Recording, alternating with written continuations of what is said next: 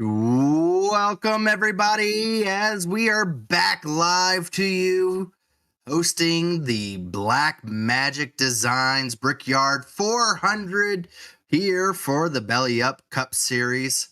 We're excited, folks. This is a full distance race with a lot of intentions and a lot of good racing ahead of us. Joining me here today, Dave Huckleberry, the producer, showing you these wonderful sights from Indianapolis. Joining as well, myself, Gerald Campbell, co-announcer here, David Westergreen. If we get Ned here a little bit later on, I believe he'll be doing some pit reporting for us as well. We're excited, folks, as we have a full distance Brickyard 400 here, sponsored by Black Magic Designs. Race number 5 of the Belly Up Cup Series, coming to this 2.5-mile racetrack, flat, Indianapolis Speedway. A lot of exciting racing for you. Here is the points as they run right now after race number 4. Matthew Weeks leads the points, our Daytona 500 champion, continuing his strong run right in front of his teammate, last week's winner of R.C. Anderson. That's the points as they run. And we're going to go now live here as we're going to take a look at the anthem. Folks, the full distance race starts here now. Ladies and gentlemen, we ask you at this time to please rise, remove your hats, and face the American flag, while Do Good's recording artist, Dustin Dragon Doer, sings the national anthem.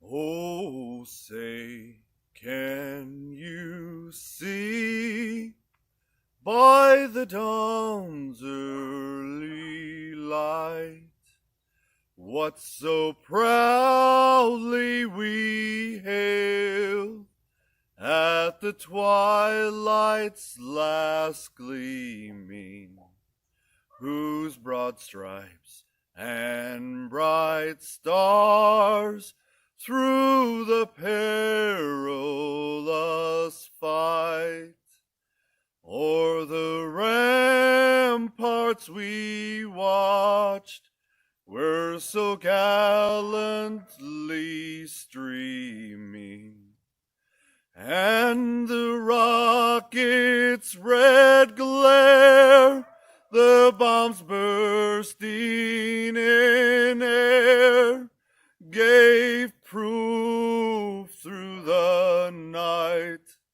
that our flag was still there.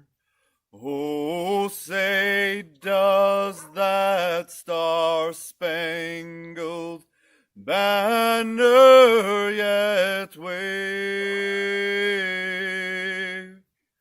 o'er the land of the free and the home of the brave?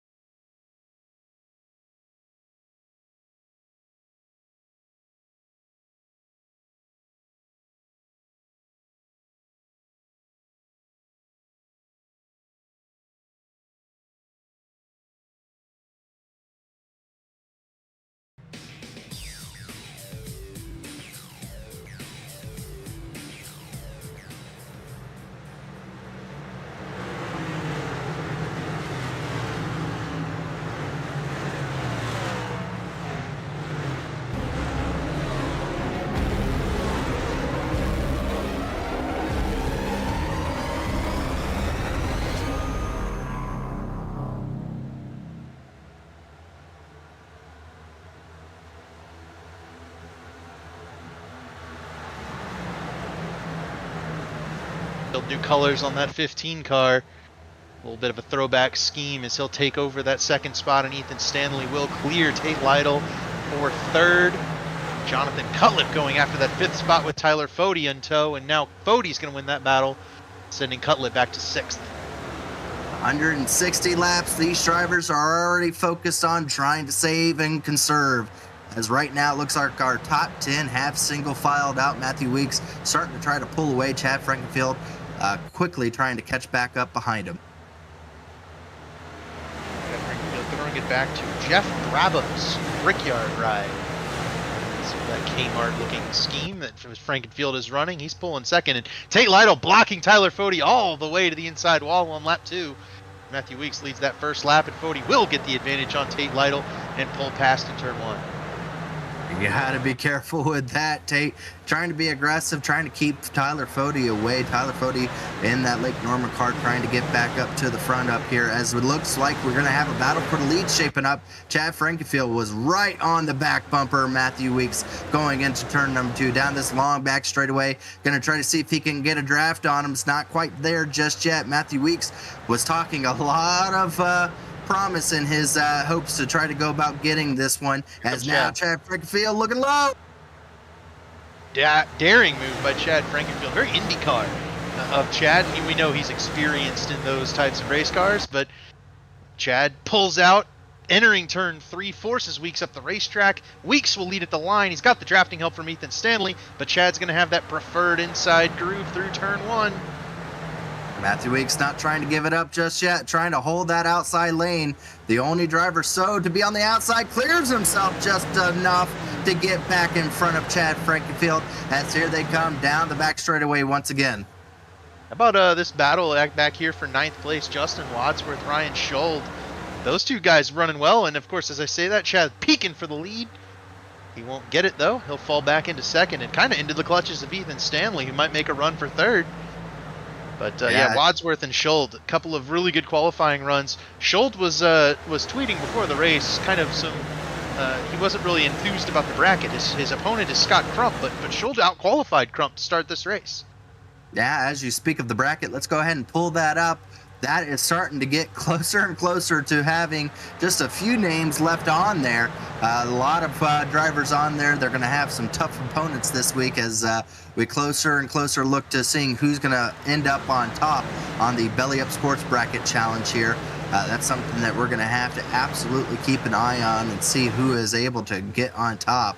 Right now, some early favorites out there. Chad Frankenfield up against Ryan Gavel is definitely a good battle, going to be all the way to the end. As Chad Frankenfield once again taking a look on Weeks for the lead here. Looks like he might be able to get it this time. Yep, Chad pulled out down the back straightaway, using that side draft to try to make passes. I don't think he's going to clear Weeks here. It is looking very difficult to be able to complete a pass. That outside lane has a lot more grip than it seems, as Matthew Weeks puts a good block down the front straightaway just for good measures on Chad Frankenfield. Now, the story I heard before the race from the drivers is that this car very, very tight in the center of the corners, does not want to turn once you drop it down to that bottom of the racetrack on that white line. Chad Frankenfield able to get underneath Matthew Weeks. We've seen it a couple of times. That car tightens up on him from that bottom of the racetrack, and it's very difficult for Chad to make this pass completed.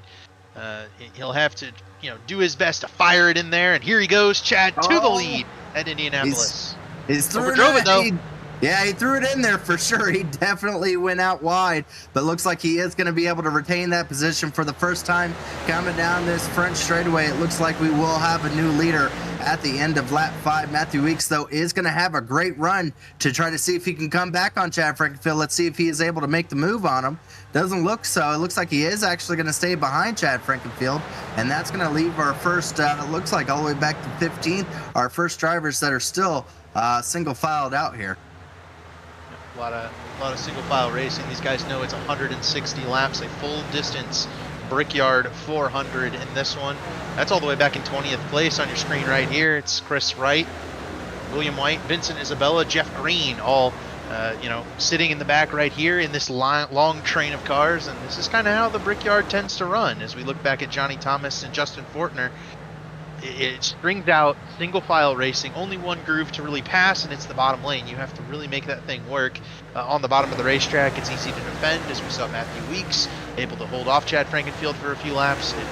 It's just difficult to pass at Indianapolis, and it forces these guys into strategy calls. It forces them into taking care of your tires and really maintaining that mental toughness throughout the course of the race, so that you don't slap the wall and corner exit and ruin your car and ruin your day. The last thing you want to have happen is to have any kind of issue on pit road or on the racetrack to make you lose the track position. Oh, we got a driver really far out of whack back there. I think that's Robert Hill. I think he went through the grass back there. That was a very scary moment for a few drivers, as he is able to collect it. I'm sorry, that was almost a really bad situation for about 5 or 6 people. Bobby Mountain sideways underneath Jesse Racimus, just about lost it. It could have been our first caution. As it stands, I think Robert will drop to the back. He wound up on the access road through turns 1 and 2 that time. We have a battle for second shaping up. Ethan Stanley trying to get out from behind Matthew Weeks. Unable to do so. He'll tuck it back in. The question is if Weeks trying to save stuff, maybe not wanting to push it to the max, or does he just not have the pace to some of these guys over the longer run here? We'll have to keep an eye on and see. Time will tell all tells, as you see the next thing that is very common here at Indianapolis, and we call it the snake train, and that's where they zigzag back and forth. I call it the snake train. I don't know if anybody else does. I call it snake train, as the drivers zigzag back and forth trying to break the draft on each other, as the draft is going to be key here to be able to help with making passes. So just being able to try to break that draft on the driver behind you can end up to be very beneficial for yourself. Yeah, worth noting that the draft sits about a second, maybe a little more than that. If you're behind somebody on that straightaway and you're within a second of them, you can get that pull, and your car will kind of close up on the car in front. Right now, Matthew Weeks, we're seeing about a 0.7 of a second gap. And knowing how Matthew and Chad drive their cars, from watching them week to week and racing against them for a few years, I can confidently say that Matthew Weeks' plan right now is to let Chad burn him up, and he'll reel him back in a few laps once the tires go off of the car. But he's going to have to hold off Ethan Stanley in order to do that, and Ethan got into Weeks in turn 3. Well, sent him up the racetrack just a little bit, as Weeks is able to gather it there, but that's going to allow now Tate Lytle to try to see if he can be able to work around that Lake Norman driver. It is right now Lake Norman Pro Edge. So needless to say, there is some good battling here to come. So that's second, third, fourth, and fifth, and flip the order. Pro Edge, Lake Norman, Pro Edge, Lake Norman. But yeah, 4 guys who've raced together an awful lot over the last couple of years, and had a pretty intense team rivalry, as Weeks loose off the corner, and they're getting dangerously close to letting Chad break this draft and get free of this group. He's just about done it. He has an 0.8 of a second lead right now over Weeks. They are still getting the draft a little bit on him, but Weeks is definitely needing to start focusing more on the front, because he is right now all eyes on back, as Ethan Stanley is definitely putting the pressure on that 11 car. On board with Ethan Stanley. Weeks might have got the wall just a little bit down the front straightaway. Didn't slow him down any. He scraped the paint off of it. But Stanley just unable to get to the back bumper of this 11 car. And I think in this next-gen car, you can do a little bit of drafting, intentional tandem drafting down the straightaways, speed the car up if you get to the rear bumper. But, you wind up having to sacrifice a little on corner entry there. And I think these guys are just trying to, keep it single file. Obviously, Tate Lytle and Tyler Fode are more interested in racing it out. Those two guys are always going to be interested in racing it out. And ultimately, it's going to cost Fode 5th, because here comes Jonathan Cutlip and now Hunter Smith going after Fode. Yeah, Fode definitely got stuck on the bottom of that train there, as it looks like now he's going to end up trying to battle the 54. 54 is actually going to lose a position to David Tooker, so it almost seems like it's hard to make that pass work on the bottom, and if it doesn't work, you have a chance of losing position, as we just saw that happen twice in one lap right there. Drivers unable to make that bottom lane work and ended up losing to another driver taking the outside lane on them. So right Hunter now, Smith. inside's hard to make work. Yes, Hunter Smith is still having a battle here. the guy I meant to say Wadsworth. Wadsworth was the guy looking underneath, and then Indelicato looked under Schold right there as well. Got very tight there through 1 and 2. 95 car, that's Gavin Hibbs. We've had 5 races. That's 5 different paint schemes for Gavin Hibbs, in case you were keeping count. He's definitely getting used. If he started working with Black Magic would definitely help with trying to be able to get those paint schemes made out for him, as he seems to be undecisive as to what his identity will look like for this season. We'll see if that changes again for him for the next race, as looks like he's going to be able to have that outside run, as the 10 is going to be stuck to the inside and lose another position on a driver. Here comes Garrison Hogan now to the inside of Nick Indelicato. So, we've done a really good job here of showing off the factor that momentum is going to play in this race. You miss one corner, you make one mistake, one poor pass attempt like Nick Indelicato made on Ryan Schold there, and now it's cost Nick Indelicato 3 spots if Ethan Burrell is able to go past him. You have to be opportunistic, right? I mean, Ethan Burrell being opportunistic here, jumping out of the draft in order to go after Indelicato, hoping, of course, that Leighton Norgard will, draft up to that 10 car, or that 37 car, but unfortunately unable to do so, and Indelicato may be able to hold Ethan Burrell off here, but all this racing is allowing that pack in front to drive away. You see the gap widening to Garrison Hogan in the 36. Yeah, and it's fine now. These drivers have the patience. It's only lap 13, lap 14. But when it gets later into the race and that impatience starts to come of it, we are going to probably see some of these guys start making more contact as they try to force the issue. As, oh my gosh, Ethan Burrell got really sideways underneath the 10 back there. Still trying to take that position over Nick Indelicato. And 3 wide behind him. Whoa. Coming out of turn 3. Crump into Leighton Norgard. They're going to wreck. Leighton Norgard around. Oh, and Vincent into the wall. Hard. I am surprised that did not cause a caution there. It happened off the racetrack, but Leighton Norgard car is absolutely destroyed from the... Norgard done. Isabella probably done. I think the right front broke on the 3 car. Let's take a look at what happened. While I keep you up to date on what happened on the racetrack, Tate Lytle just took 3rd from Ethan Stanley. 3 wide. Trey Holmes way up top there. At least I think that's Trey Holmes. That might be Vandermarl. Yeah, that's Trey Holmes. Is it Vandermarl on the 80? Yep, 80. Yep, there we go. And Crump into the 33. Looks like a little net code. It sends him into Vandermarl. And Chris Wright got into a bunch of wrecks last week. He gets through this one, but I think he's going to wind up putting his teammate in the fence. Yeah, Vincent hard in the wall. Of You see the 43 getting checked up and a little bit of front end damage. I'm going to tell you what caused that. 3 wide at Indianapolis caused that. That is not something that is normally seen, and it never works. His 3 wide here at Indy is, unfortunately, that's going to send a couple people home early here in this race. Norgard down to last. Isabella down to 35th. William White drops back to 22nd on the racetrack. So Scott Crump and Vandermarl aren't too bad off, but they've definitely lost the draft of those in front.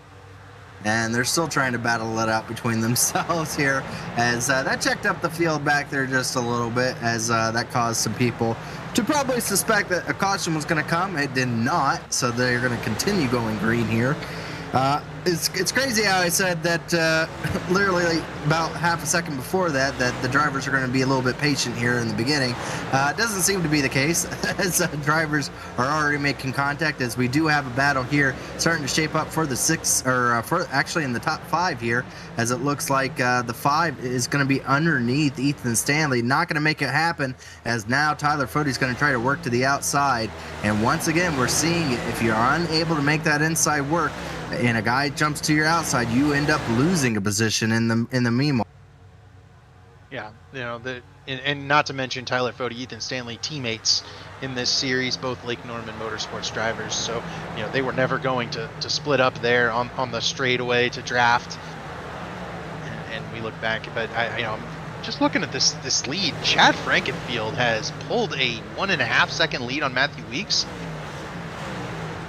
I mean, he's the only guy, I think he has an IndyCar tattoo, and I think he's the only guy to have an IndyCar tattoo in this field. So, to say the least, I think Chad Frankenfield probably has a little bit of experience at this track, as he is quite a big fan, and he lets everyone know it in the meanwhile, as good racing here starting to shape up, as Chris Wright's going to try to hold a very hard-charging R.C. Anderson, a guy that also knows this racetrack very well. That's R.C. Anderson. He raced in the Indy 500 last year, and so needless to say, Chris Wright has a hard challenge ahead of him of trying to keep that 50 car back, as R.C. Anderson, winner of last week, is going to make a move here. He started all the way back, I think, in 33rd position. So needless to say, one of the hardest Charger driver on the track right now. Anderson up to the 18th position and challenging Chris Wright for 17th. Chris a little loose off the corner. Forces Trey Holmes to jump to the inside, give a draft to R.C. Anderson, and he'll push the 50 car by the 9 of Chris Wright. I think Chris, we were talking to him before the race, he'll be happy if he just finishes this one without any contact. Already very nearly some contact through that wreck, but you know, he's hoping to keep all 4 fenders on that 9 car and then see where it shakes out. Yeah, I don't know if you could say he got away with not having any contact, as he already has probably an X from this early event here. But great racing overall for the field here. Looks like our second and third place driver, which our teammates for Pro Edge are going to be trying to work together to start catching up to Chad Frankenfield, and they are starting to make headway here. Already down 0.3 of a second in the last few laps here, as both of these drivers in their Toyotas are trying to catch up to that Ford out in front. It's an impressive drive for Matthew Weeks and Tate Lytle here. They've been able to link up and prove the concept of that tandem draft down these long Indianapolis straightaways. I'm sure Chad could tell us exactly how long they are, but I don't know. And Tate somewhere. yeah, he could probably he'll get us that info at some point. Ooh. As Nick and Delicato pitting early. Very early for Nick and Delicato on lap 20. We were projecting these drivers to at least do almost 40-something laps, I believe. So very early for Nick and Delicato. Now, I believe we do have stages here with it being full distance race. Do you have that for us, Dave, to show? Of course I do. There you go. Of course you do. Lap 6 or 160 10 sets. Our stages are on lap 50 and lap 10. So my projection is that Nick and Delicato, if he's still on racetrack or going back on racetrack, may want to try to see if he can be able to break up that stage in half. Maybe collect up some points here early, maybe, possibly. Yeah, I think that's Nick and Delicato's goal, is to get out of the kind of group he might be feeling like he's checked up in, and go ahead, get off the pit cycle of the leaders and go for those stage points, maybe turn laps with some fresher tires until we get to the stage, and then hope he can hold people off in the corners with older tires. Well, he's still not off the track, so I don't know if he is. Oh, maybe he's just tired of running and doesn't want to go for 140 laps, which is entirely possible. I think he might be done. So Nick and Delicato is going to call it night's over at this point. Maybe he had an engine trouble here, but we do have some great racing. Is now Tyler Fode starting to try to make a move on his teammate here. This is for the 4th position. They have been losing track to not only the leader, but the 2 drivers in front of him. So now Tyler Fode is going to try to go to battle here with his teammate.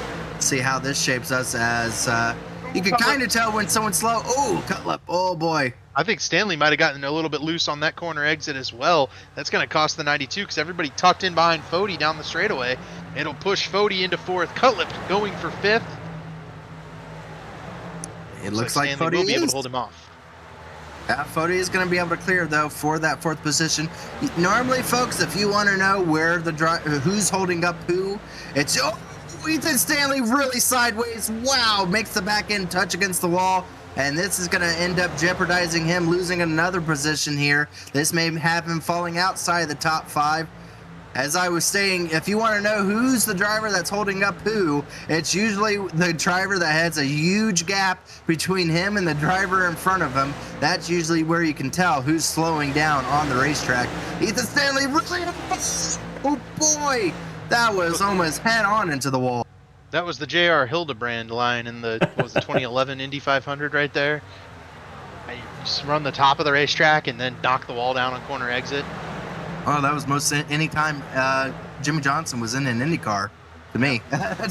You can just use that example. But here comes.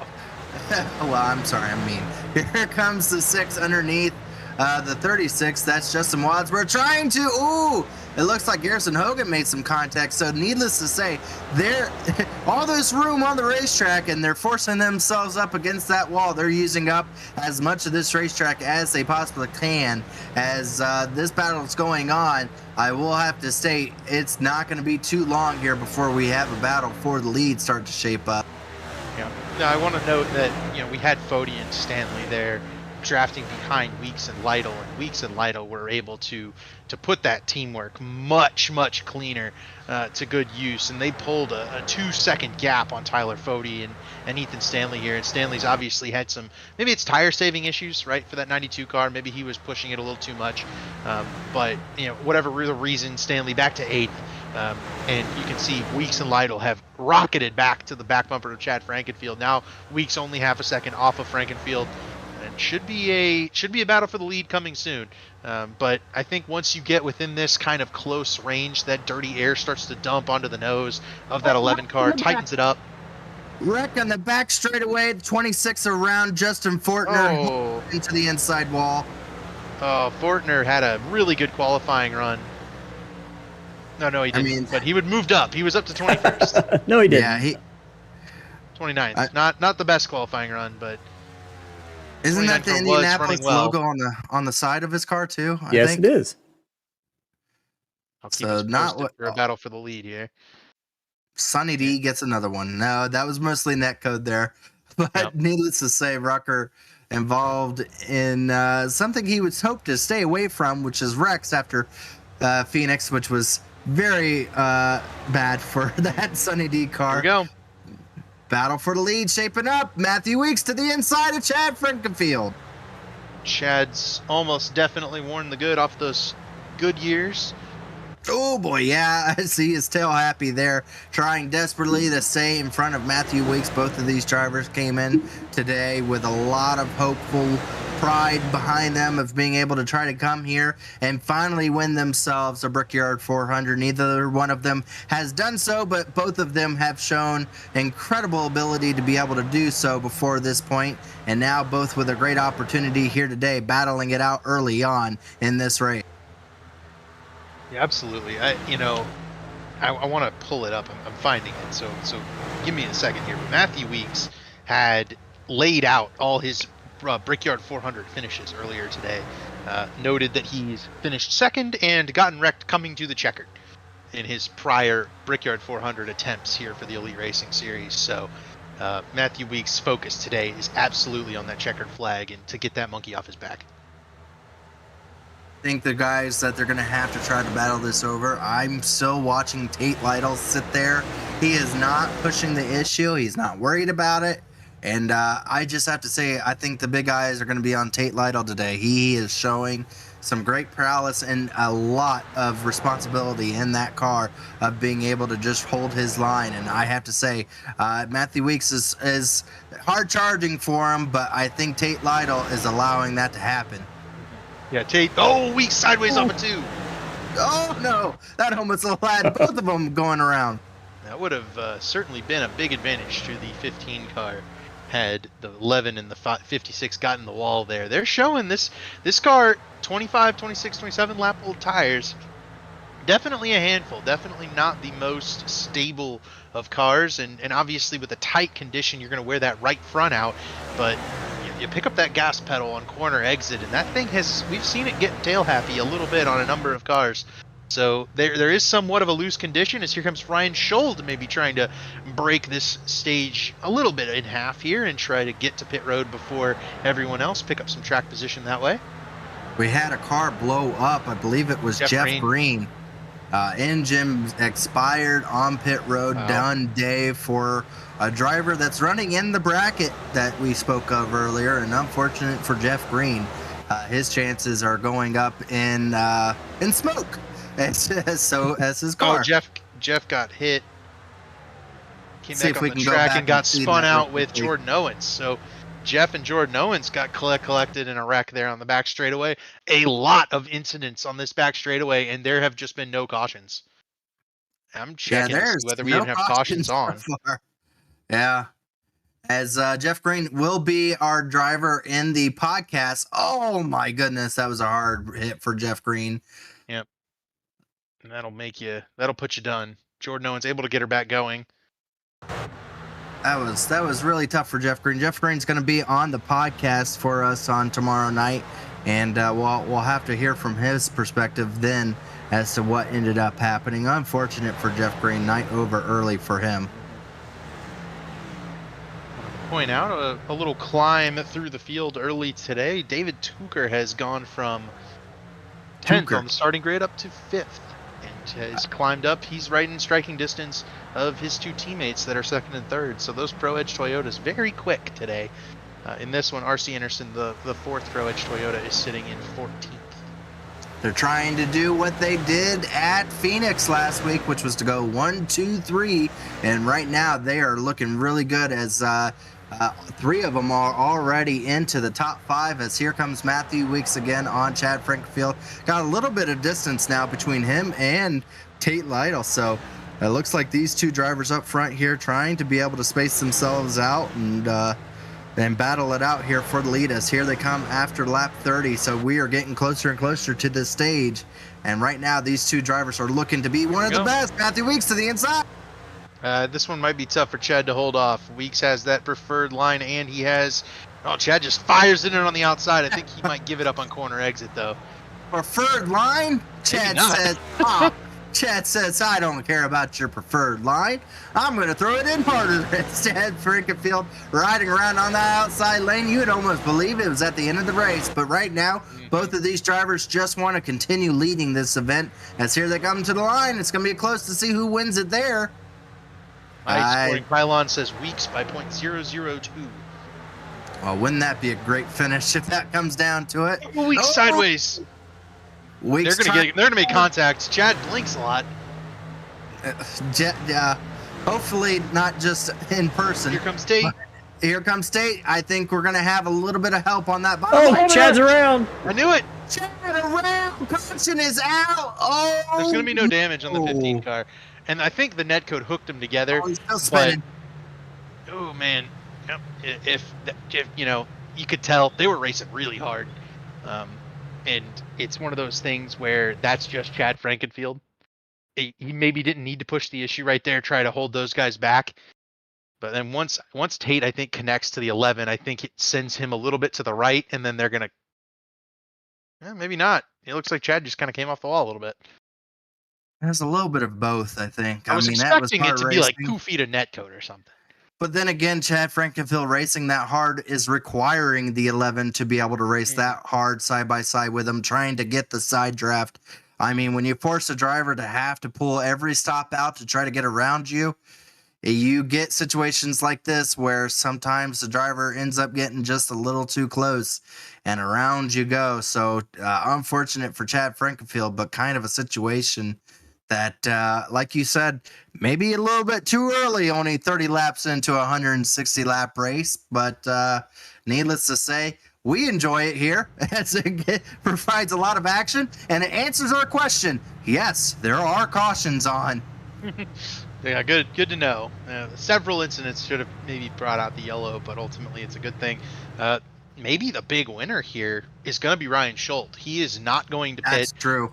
That 4 car is going to be the race leader coming on, when we get back going green here. So if Schultz has any sort of pace, now would be the time to pull it out. Yeah, he was only about 6 seconds in front of the leaders when that caution happened. So that happened perfectly for him. I don't even think he has many laps on his tires. As here they come down pit road. We're going to take a look and see who's going to be able to come out on top as you see a few drivers staying out here. Joshua Clark stays out. Clark, Robert Hill. Robert always stays out. And then Schultz obviously staying out. Worth noting, I think, as we look on these pit stops, the bracket, and Delicato's still on the bracket. I think he's now out and will be done. Jeff Green might have still been on the bracket. And Chad, obviously, is still on the bracket.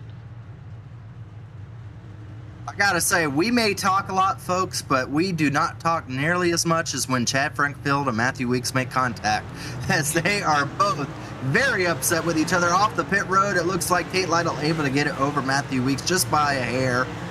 But yeah, needless to say, there's a lot of hurt feelings on the racetrack as both drivers are letting it know that they were unsatisfied with how they were raced in both aspects. So needless to say, it is getting choppy out front here, and we are all for it, as it looks like we're going to go to our first break and our first caution here as these drivers go back around to get set up for the green flag here. Racing isn't easy, but experiencing it is. iRacing puts you in the driver's seat with the industry's leading sim racing game. Drive on laser scan replicas of the greatest racing circuits from around the world.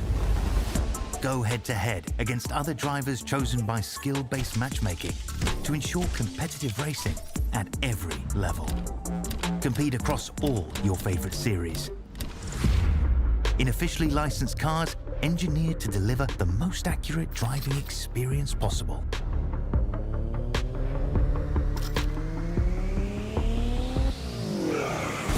Join a race or host your own with players from across the globe.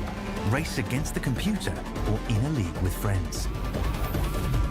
Feel the thrill behind the wheel. Visit iRacing.com.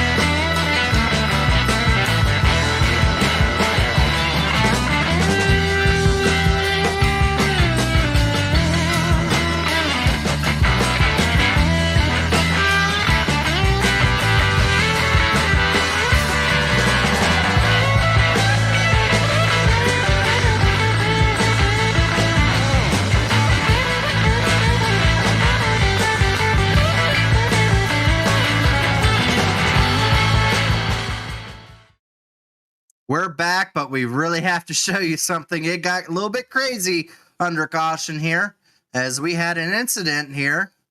And I hate to say it, Harry once again, literally 2 times in a row this week. Oh my goodness. Yep. Harry causes another incident here, runs into the back of Nick Indelicato there. I mean, slams him. Goodness.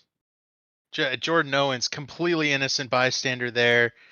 I want to say that's Jeff Green. I could be wrong.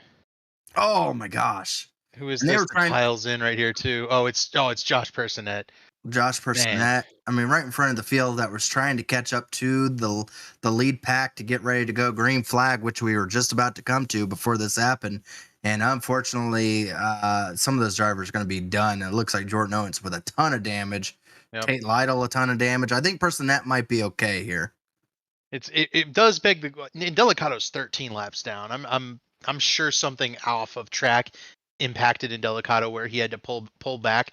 At that point, why are you coming back though? I mean, 13 laps down, dude. I know Indelicato's running for points. He's in the top 10 in points, but this would be a drop race for him, I think. Yeah, but that has nothing to do with this.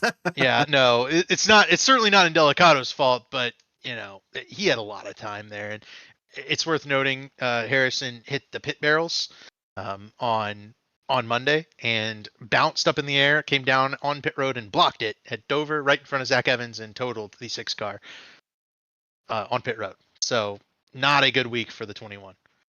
Yeah, no, I think he might be having a long break. I think it might be a while before Harry gets back in a race car with us. I think that's pretty well and stated. He's actually been disqualified from the event, so just kind of shows what the state of that is. But regardless, we're going to be going back green, as you stated there, David.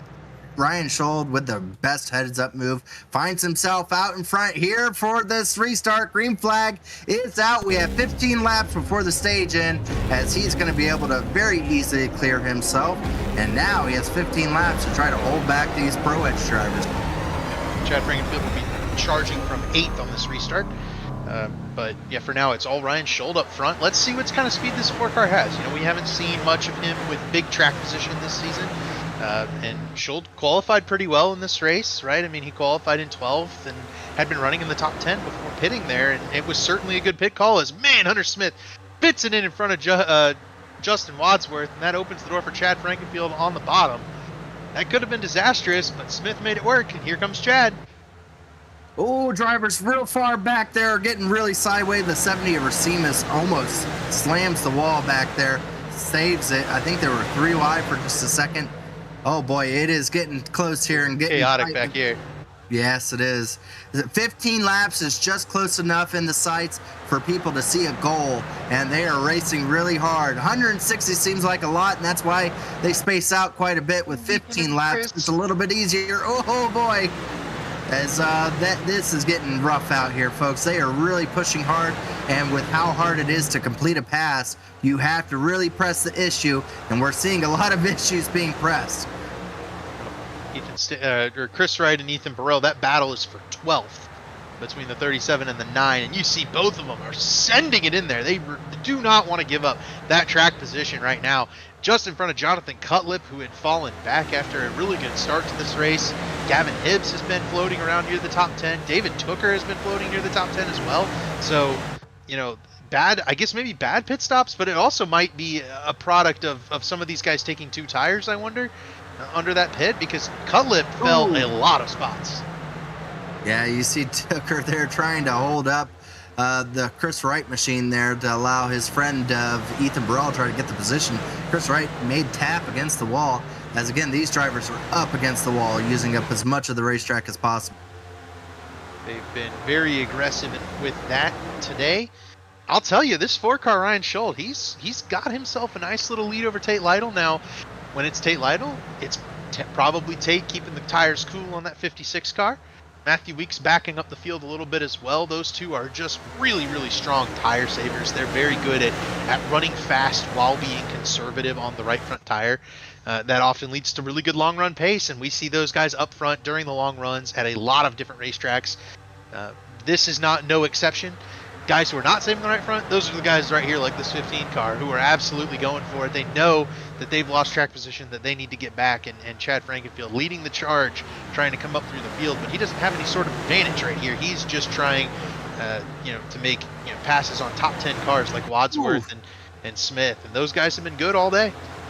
Yeah, but it may end up costing Chad here a position as, oh boy, he almost gets the 92 around. Almost did to 92. He's going to hit him. He's going to hit him. He's going to hit him. He's going to get sideways. What is going on? As Chad Frankenfield is getting very frustrated very early here. Time to take a chill pill as the 15 almost goes around again. You can tell he is frustrated with how this race has worked out. And this time around, he almost absolutely dumped the 92 around. Yeah, you got to be careful, right? It's in this instance, Chad's got really good pace. We know he's got really good pace. You've got to keep your head. There's 120 laps to go, a long way to go in this race, and anything can happen. Those front 8 cars, they could all wad them up. You've got good pace.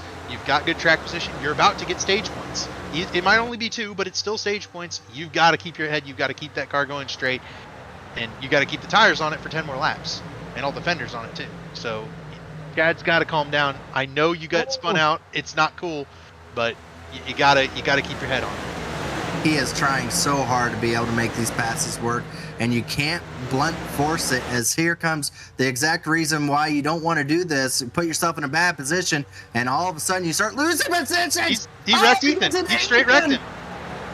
He did exactly the same thing again. That is, well, if I'm Nathan, I'm not real happy, because Ethan did nothing wrong right there. No, that 37 car's got serious right front damage. This happened exactly the same way again. Chad tries to make the inside work, and he has no setup pass to do it. He's just trying to force his way into it, and all of a sudden the drivers start lining up to the outside to make an easy pass on Chad, and he gets overly aggressive and gets frustrated to losing another spot, and this time around, he absolutely hit Ethan Burrell. Ethan Burrell had nothing to do here.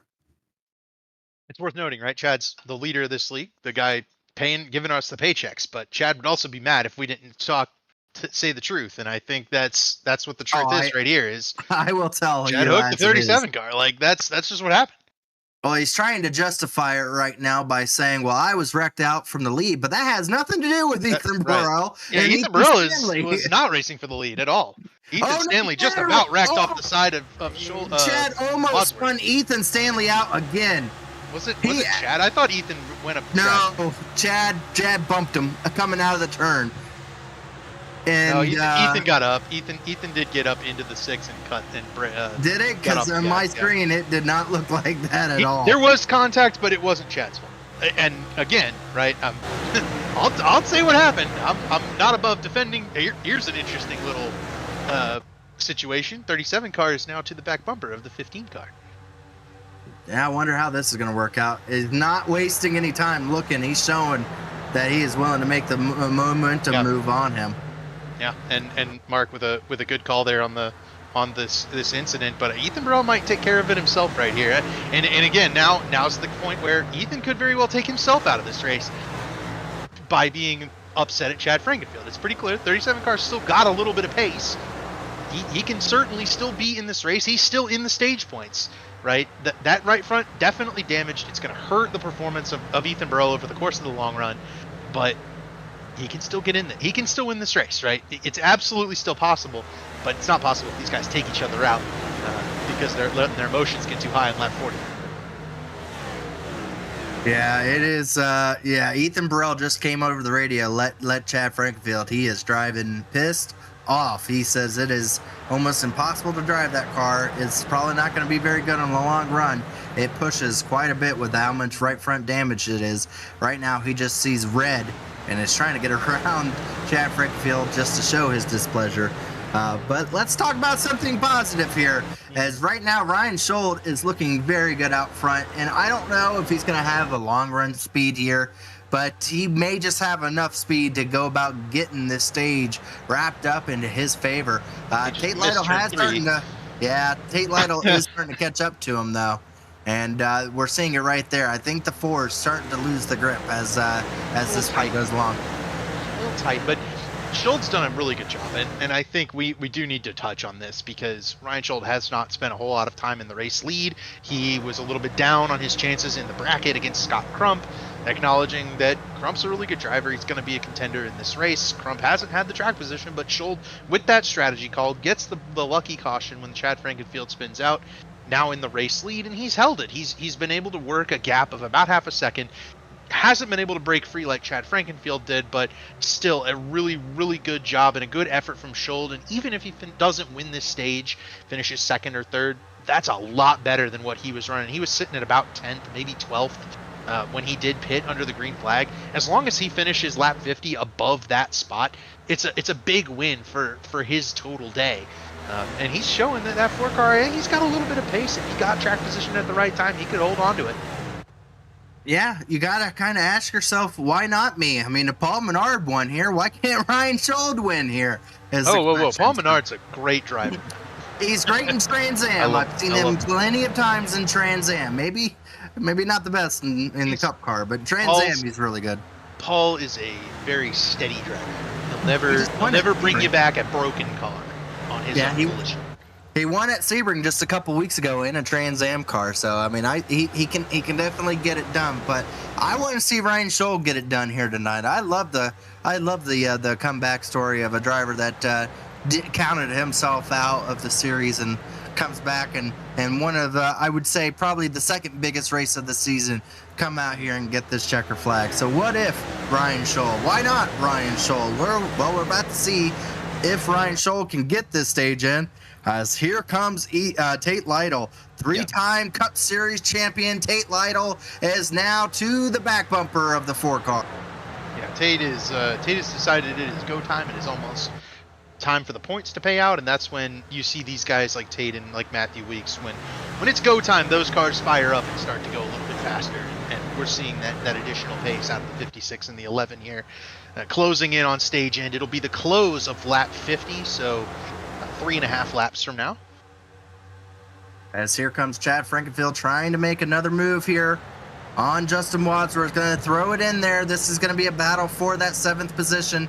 Gets it loose into there, but at least is going to have some momentum to his name coming around turn 4. Again, if he doesn't make this pass, it's going to allow those drivers behind him to start to catch up a little bit. Oh, and a battle for the lead, too. Yep, here comes Tate. Battle's Tate's all going to get over. him going into turn 1 here. Tate to the inside, going into turn number 1 is going to be able to easily make it done on the floor. Schuld didn't fight him there, and I think that's the right move, right? All Schuld needs to do is finish better than 10th, and on lap 50, and this is an automatic good move. It's Contact Fody with into Fody. Hogan. Oh, Fody almost around there. Man, Hogan, I think, jumped to the outside of Fody down the front straightaway into turn 1. Surprised him a little bit, and Fody found himself fighting on the outside, did not get the proper run into turn 2, and yeah, he was loose on corner exit there in that 40 car, and Tyler Fody unable to keep up the momentum, and he'll lose out some time there. He might have been in striking distance of the 4 of Schuld once this 11 and 36 go by, and now I don't think he'll get to Schuld before the stage end. Now here comes Matthew Weeks now to try to make the move on the 4. Is going to easily be able to get it done. And the 36 is not far behind. I do think Ryan Schuld has a very good shot at being able to get a top 5 after the stage end. Chad loose off a 1. Oh boy. He saved it. He kept it off the 6, but Chad has been fighting to use that bottom for a number of Took her laps. to the wall. Took her to hit the wall. Took her And trying now- to avoid Chad. Oh no, here comes the 37. Best friends right there. Gonna give him a little bump. That was nicer than most would have handled that situation. Absolutely, as Hogan is going after Schuld now, and he's going to get underneath him in turn 3, and Schuld's going to give Hogan the bottom. I don't think he's going to fight him too much, but he's only got to hold one more lap, and I think Ryan Schuld is going to finish in the top 5, barring anything catastrophic, as Casey Hatch is trying to hit the inside pit wall on corner exit. Tate Lytle leading lap 50, the final lap of stage 1 here at the Brickyard 400. Great racing up front here, but we do have 3 Toyotas now leading this event. Ryan Schuld in the Ford trying to hold back the Chevy driver of Tyler Fody here. Going to be coming down the back straightaway. Oh, Fody gets a little loose. Still going to be able to have the draft to go side by side.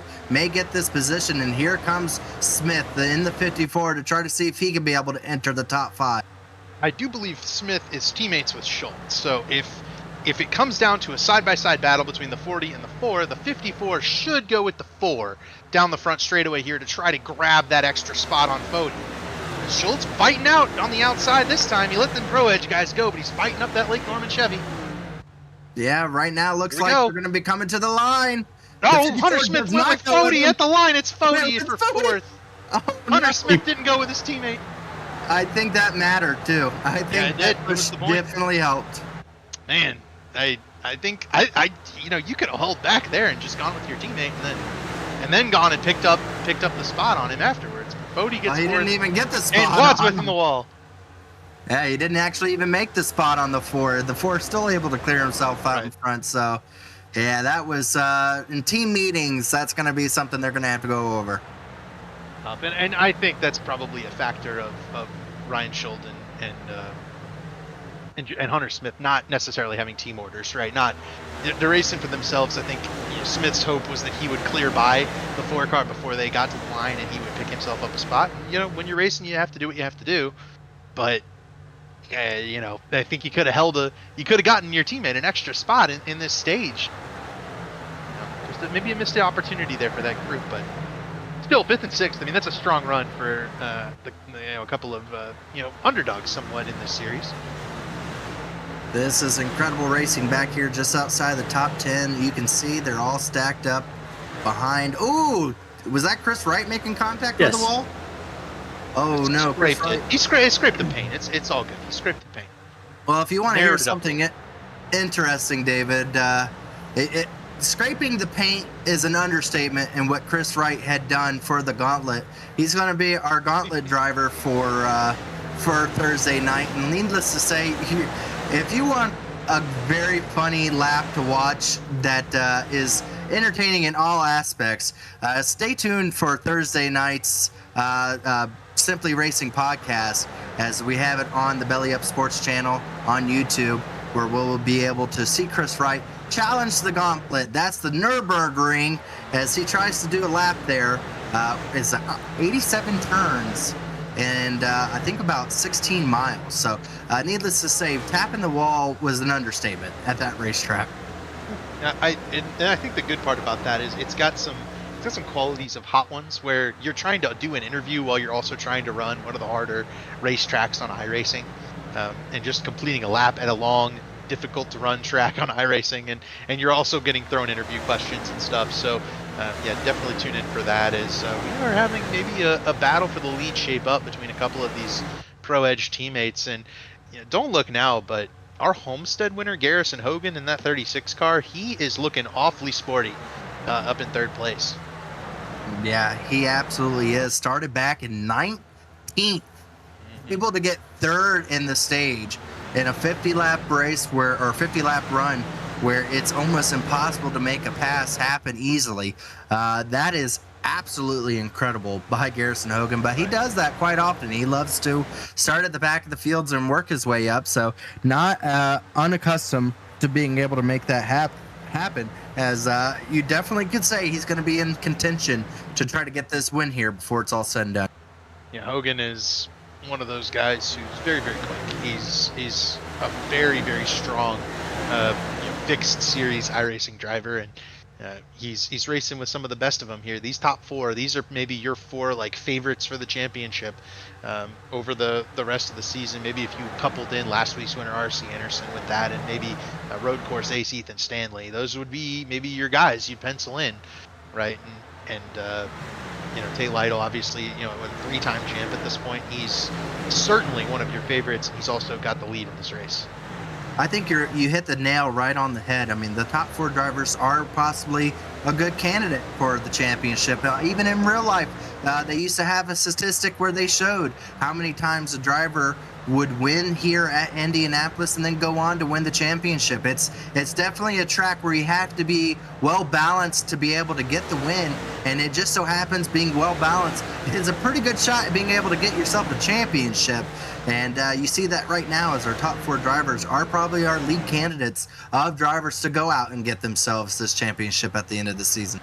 David took her side by side with Justin Wadsworth. We've seen Chad Frankenfield attempt this move on the 6 car about 6 or 7 times, and every time that 6 has a really, really strong corner exit on the outside. He's really been able to hold off any challengers on the bottom of the racetrack. And Wadsworth, we saw it at Daytona too, right? I mean, guys were trying to cut to the inside and outside of him, and he was very adamant that the position he was in, that was his position. He wasn't going to give it up. Very Ryan Newman-like from Justin Wadsworth, running 7th here and doing a really fine job. Yeah, he's definitely more of a Ryan Newman number 6 car driver, not so much a Mark Martin 6 car driver. I would definitely go to the Ryan Newman scale if there was a scale from top to bottom where a driver that into the wall goes Trey Holmes. Oh no, Trey Holmes in the wall. It didn't hurt him too bad. Okay, good. Because Trey Holmes has been having a decent season, but definitely wants to go up higher in points than where he's at. There's a battle between one of those consistent guys you were talking about, and if Johnny Thomas could ever get some track position, right, I think Johnny would end up being able to hang on to it, battling side by side with R.C. Anderson right here. Johnny, I think he finished top 10 last week at Phoenix. He had ran a very clean race, got some help, drafting help here from Seth Rawls in the 25, and you know what, that 91 car, the goal for him, keep all 4 fenders on it each and every week. He tends to do it, right, when things are in his control, and Johnny's one of those guys you're looking to root for, I think. If you're looking for somebody that's a lot more like Mark Martin, and there's Johnny Thomas. I think he's a guy that drives very similarly to the way Mark drove.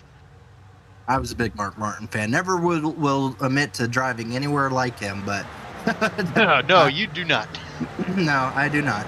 As you see there, looks like Tucker, as you like to say, able to get that position over. Oh, no!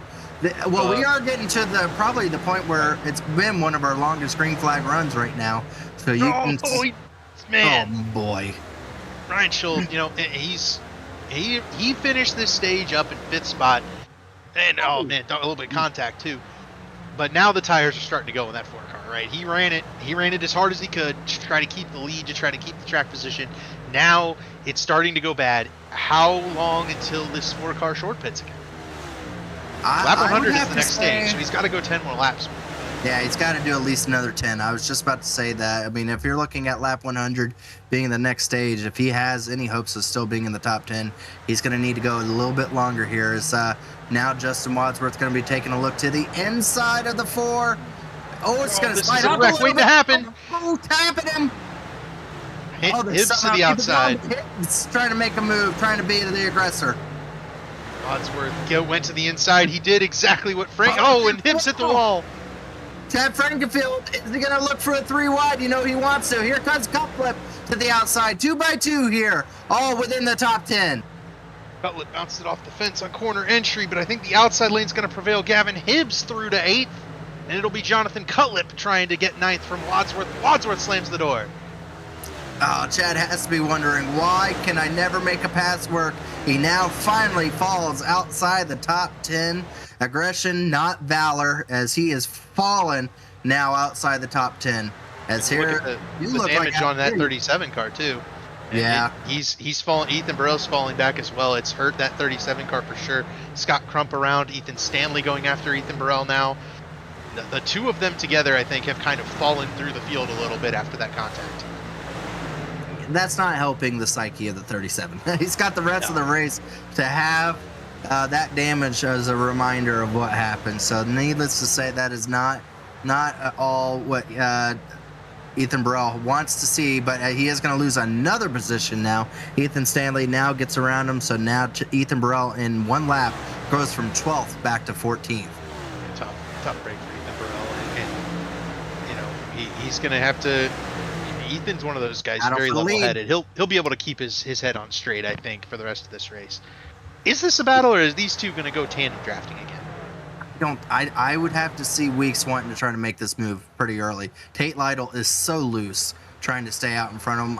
I don't think with Tyler Fode just outside the wings that they have any hopes of trying to play it safe. They have to go. So if Weeks has a faster car, you know he wants to be out front. Worth noting that Garrison Hogan not a Pro Edge car, despite being in the Toyota and having worked with that group in the past. Hogan, I think his own team this year, KTT Racing is what it's got. I think it's Kicking the Tires Racing. It's the podcast for Seth Eggert and some others. I think the news site for Seth Eggert and some others, and those guys do great work. Well, we were talking about some really good racing. I want to take note. R.C. Anderson has worked his way up to the 16th position. Let's go ahead and see how last week ended up with R.C. Anderson and those Pro Edge drivers that we spoke to so much about, how their race went last week at the finish. This was at Phoenix there. You see R.C. Anderson out front coming to the to the white flag just in front of his teammates there. It was, needless to say, caution heavy, if you could say that, David. Yeah, it was. A race marred by a number of incidents, and here's another one. Garrison Hogan running third right now, into the wall, opened the door for Vincent Isabella to pick up fourth, but all that was behind those three Pro Edge Toyotas. Those three guys dominated the race once we saw Scott Crump with, I guess it was the speeding penalty that knocked him to the back after dominating the first 100 laps. Yeah, unfortunate for Scott Crump that misses out on winning Phoenix once again, and it was due to that issue. We do have some green flag pit stops happening right now on track. It is one damaged number 37. A couple of buddies coming down pit road. Maybe they're going to come down and have a discussion. And it's a good thing their pit boxes aren't right next to each other, or we'd have the classic NASCAR event where two pit crews come to meet each other and a good old battle of fisticuffs. I will say, I think these two could benefit from drafting together on this pit exit. If they can put bygones behind him, these two might end up in a good spot, and we'll see what kind of damage Ethan Burrell has now. And obviously, he didn't stick around in his pit box to fix any of it, so I think that 37 car will be all right, but he will be behind the 15 pretty decently. I think maybe they did pick a little bit of that damage off, but. Well, the two of them are going to be well back. We don't have our pit reporter, but I'm going to go down there while you announce what's going on, and I'm going to go see exactly how Ethan Burrell is feeling at this moment. That should be an interesting question. Let's see Ethan in here. I was just about to say that. I think he's with the Do Good guys. Not sure where they are, but Ryan Schultz now holding up 6 cars. looks like, with the old tires on that 4 car from 8th. So Cutlip's gotten by, but Scholz still trying to hold off Wadsworth, Hibbs, Crump, and Ethan Stanley and Johnny Thomas all packed up behind Ryan Scholz now, and Scholz able to hold him back, but I think he's going to fall victim to this group as Hibbs now to the top of the racetrack should be able to pin Scholz down a corner exit and get a draft on the straightaway and get by him.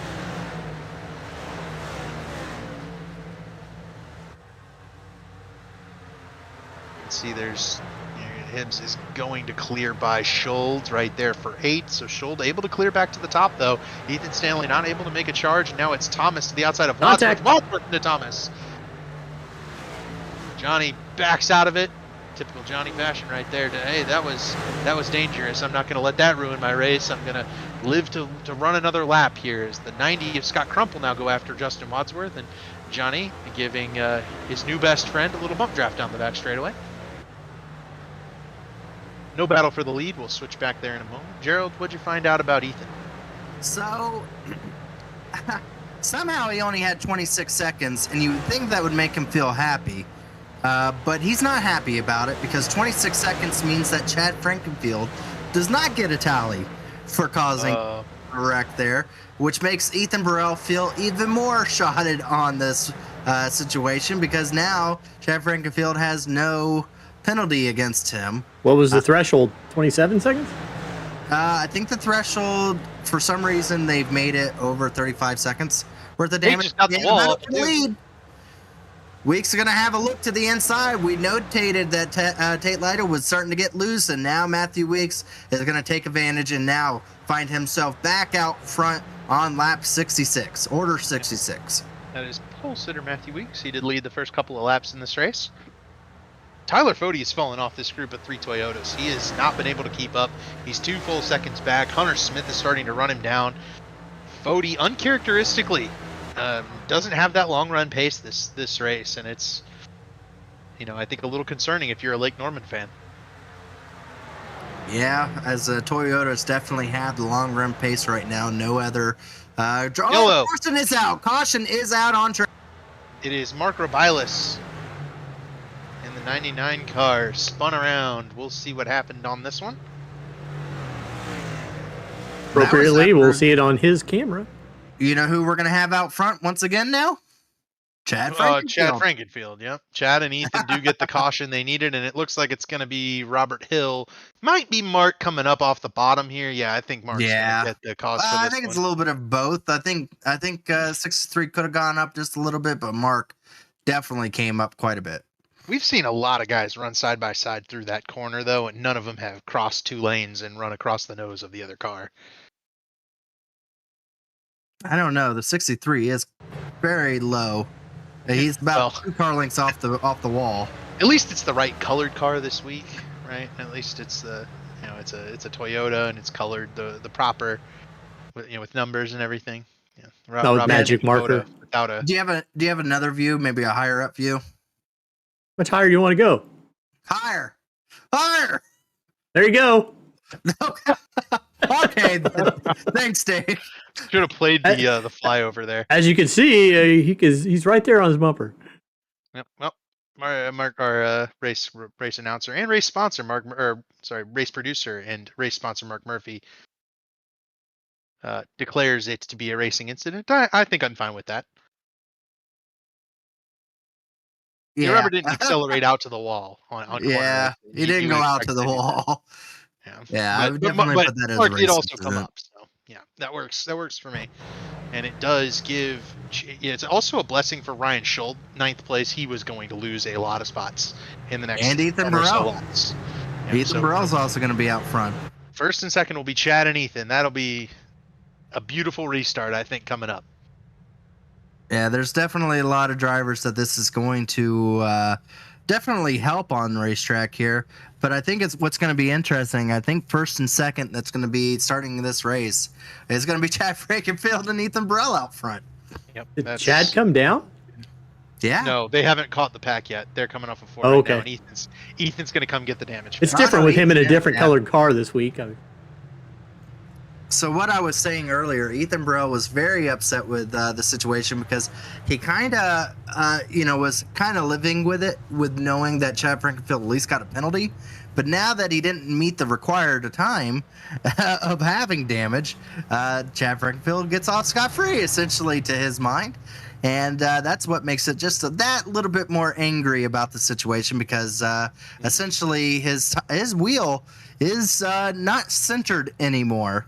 So I don't know how that's 26 seconds, to be honest with you. Yeah, he and maybe Vincent Isabella as well, another car that's gotten right front damage from bouncing off the fence. Those guys, I think, came down and got their damage fully fixed. Justin Fortner should get the lucky dog here. And he, I'm sure, will come down and get his damage fixed. Josh Personet's got some damage as well. This caution a boon for a lot of these guys to be able to fix a lot of that damage from the racing incidents that have gone on track, mostly on the back straightaway. That's been our calamity corner on the exit of turn 2 here today. And folks, you may be wondering, why are you guys so hard on Chad? As a driver announcer or as an announcer here, I love Chad Frankenfield. He gives me plenty to talk about, and I love to see the aggression, and there's nobody that can say Chad Frankenfield does not drive at 100%. It's when he goes over that 100% that has become an issue. As a driver, I don't like racing against Chad Frankenfield. Nope. But that's what we get. RC Anderson back down pit road. Guessing he's just taking a splash of fuel, but now he's getting tires. I wonder, maybe he had it checked off? He's behind the pylon. RC moved. Oh, did he leave? He did. He disconnected. Yeah. RC out of here. Who was he racing against? He was against somebody. Yeah. He beat, RC's in there as well. And Delicato's disconnected, by the way. Cross that one. RC was against Wyatt and Nadal. Oh no. Wyatt's gonna pick up the win.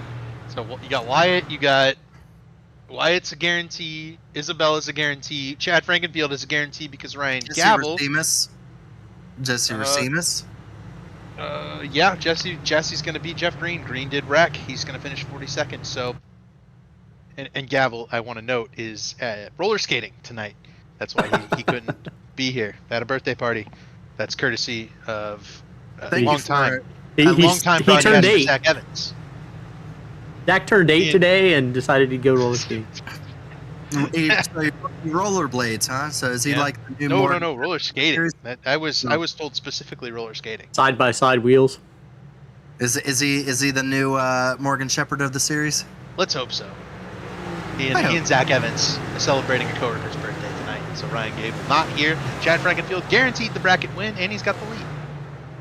Well, pace car is going to be coming off. We're going to be going back green here as Chad Frankenfield leads it here on lap 70. Wow, he got a big jump. He got a really good jump there. Or the 36 really did not get going. He's going to be able to now slot himself in front of Matthew Weeks. It was around lap 30 when Chad Frankenfield lost the lead to Matthew Weeks. And when just so happens, we have 30 laps before the end of the stage. Let's see how this all plays out, folks, as they are all single filed out in the top 10 here. Battle for 5th, Tyler Fode, Hunter Smith there, and Hunter Smith's going to take it over Fode. Not really a sentence I thought I'd be saying today, but Hunter Smith been strong today in that 54 car. Hunter Smith just came here to race, and he's doing a good job into the top 5, be able to get it over our defending champion of Tyler Fode. Oh, I'm hearing some drivers getting very loose back there. Hearing some shouting going on as drivers are trying to make it work. No cautions yet. Vincent Isabella, Ty McIntosh side-by-side. Gavin Hibbs, Chris Wright side-by-side. So a couple of different battles between Shift and Mountain Man Motorsports. Oh, Rucker got into Ty. Hey, that was bad. Sonny D's going to take another victim here before too long. Sonny D has never killed more people until this last couple weeks. Man, and we like, we mentioned picking on Chad, right? We also pick on Rucker for sure, but Rucker's been around for years and years in this series. Oh. Everybody knows how he races, and I've had plenty of good battles with Andrew Rucker, and I've gotten wrecked by Andrew Rucker too. So I think everybody's in that same boat, and it's always fun to mess with him.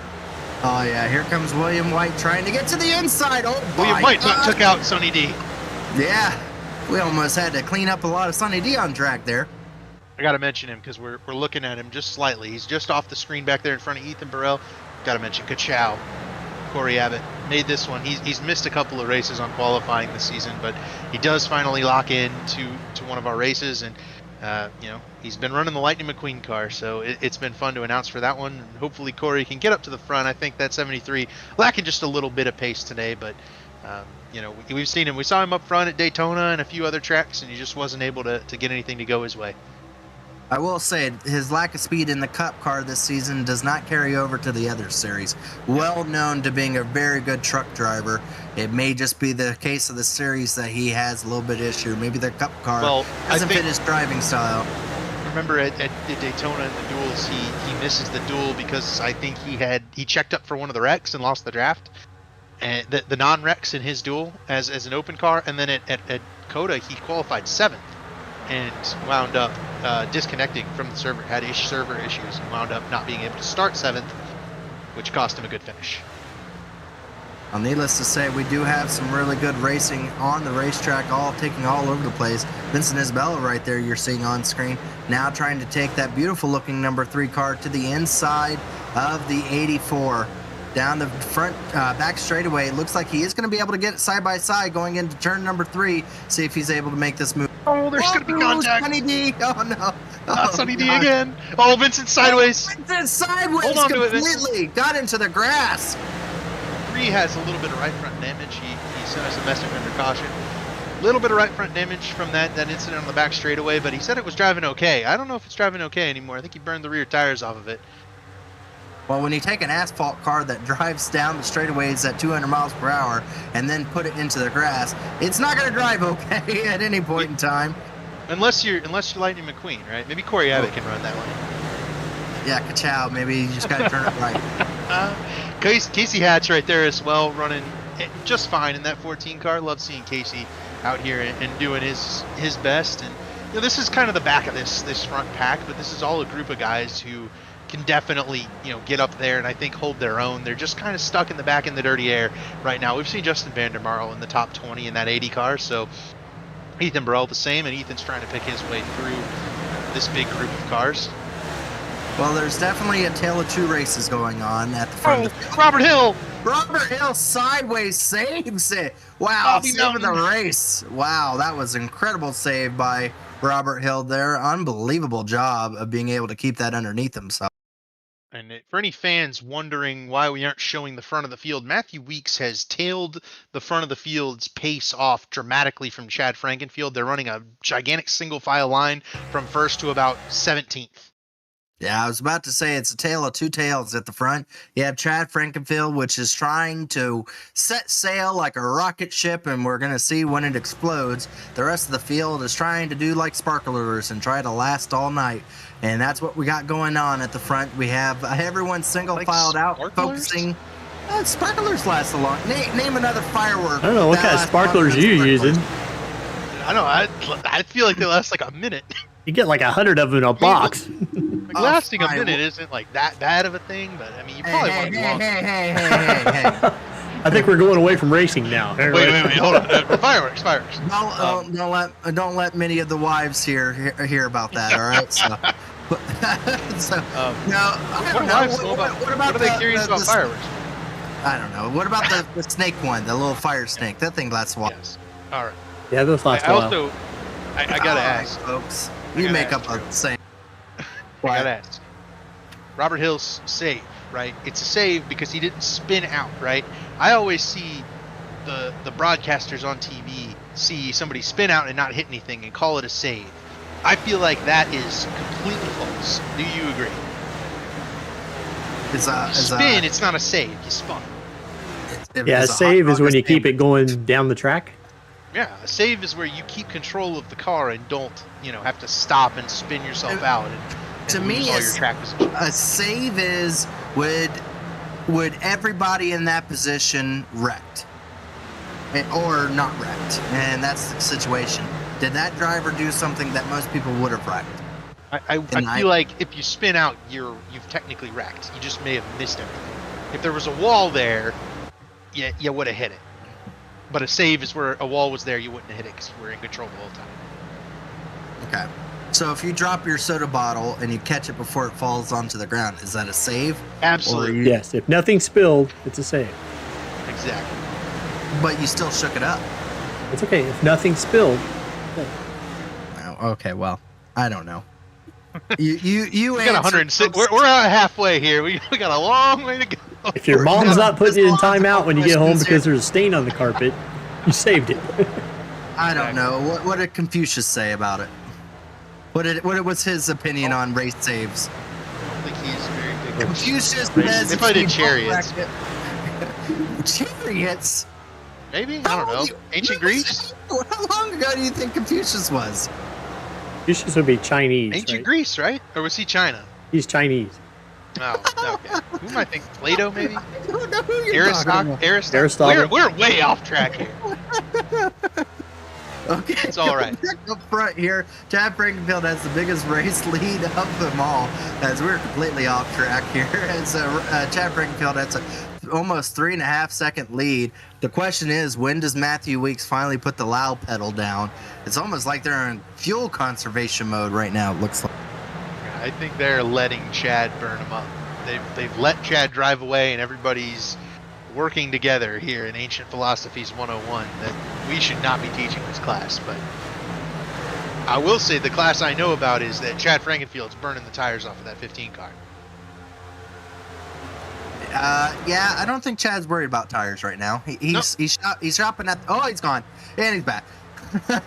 He's kind of like most Kmart's. He was there a minute ago when I last looked. Now it's gone.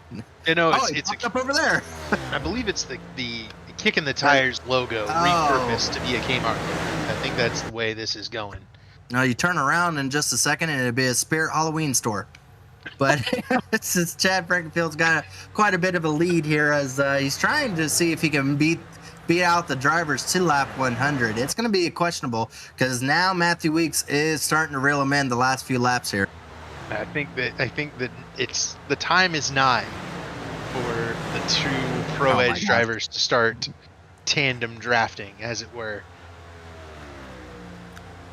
You and your sayings, I say. As now gets back down to under 3 seconds. The question is, I mean, you got so many Toyotas lined up. Do they just kind of have the field to their driving to their style right now? Yeah, I think they do, right? They're kind of in control of the race. Really, the only guys in this top group that would be counter to, not driving that same way would be Fody and Hunter Smith. The two of them are, kind of mired in the middle of this group. So Fody getting a big push from David Tooker into turn one, and we are looking back at an incident, maybe? Something Garrison Hogan dropped through the field. Oh, did Garrison drop out? Yeah, I don't see him on the racetrack. Yeah, he's just showing his gone, and I'm waiting for the alert on iRacing. But yeah, I think Garrison Hogan might have disappeared. Yeah, I do not see him. Yep, there he goes. There he went. Garrison Hogan gone from the server. All of a sudden, Hunter Smith is P4, Tyler Fody is P5.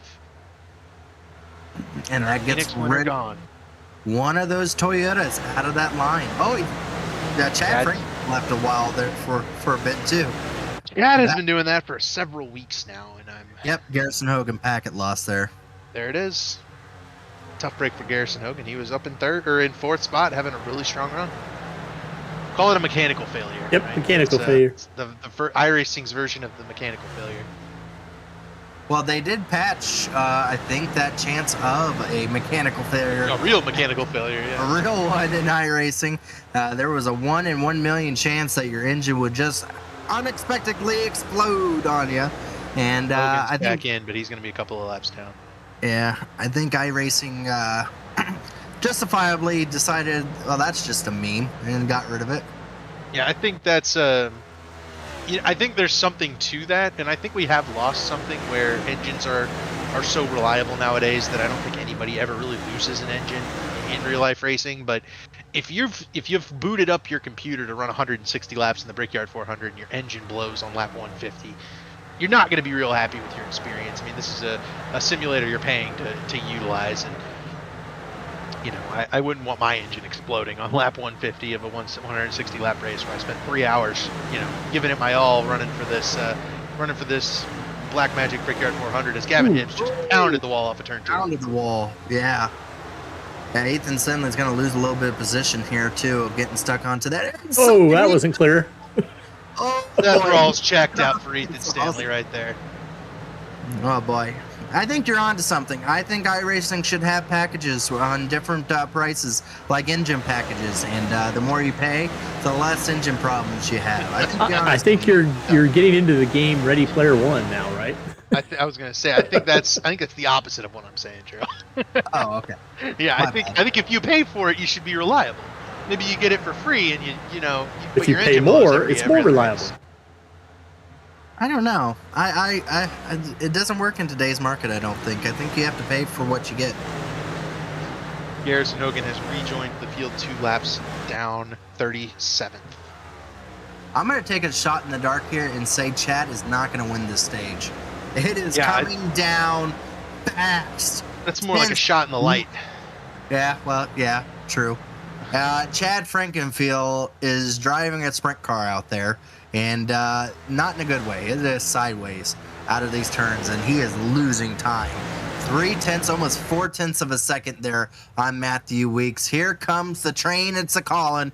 Here comes Matthew Weeks and those Toyotas to try to take the pain train to Chad Frankenfield here. You like my 3/10 thing? each of the last 2 laps. Yeah. Oh yeah. This is gonna hurt for Chad very quickly. See that whistle coming in the distance? You got to get off the railroad tracks. There's a training. Is Chad the type of guy to get off the railroad tracks, or is he the one to try to race side by side with? Yeah, Chad, you might have a point there, but here's a question for you. You know, I don't think Chad's going to win this stage. I don't think Chad's going to finish top 5 in this stage.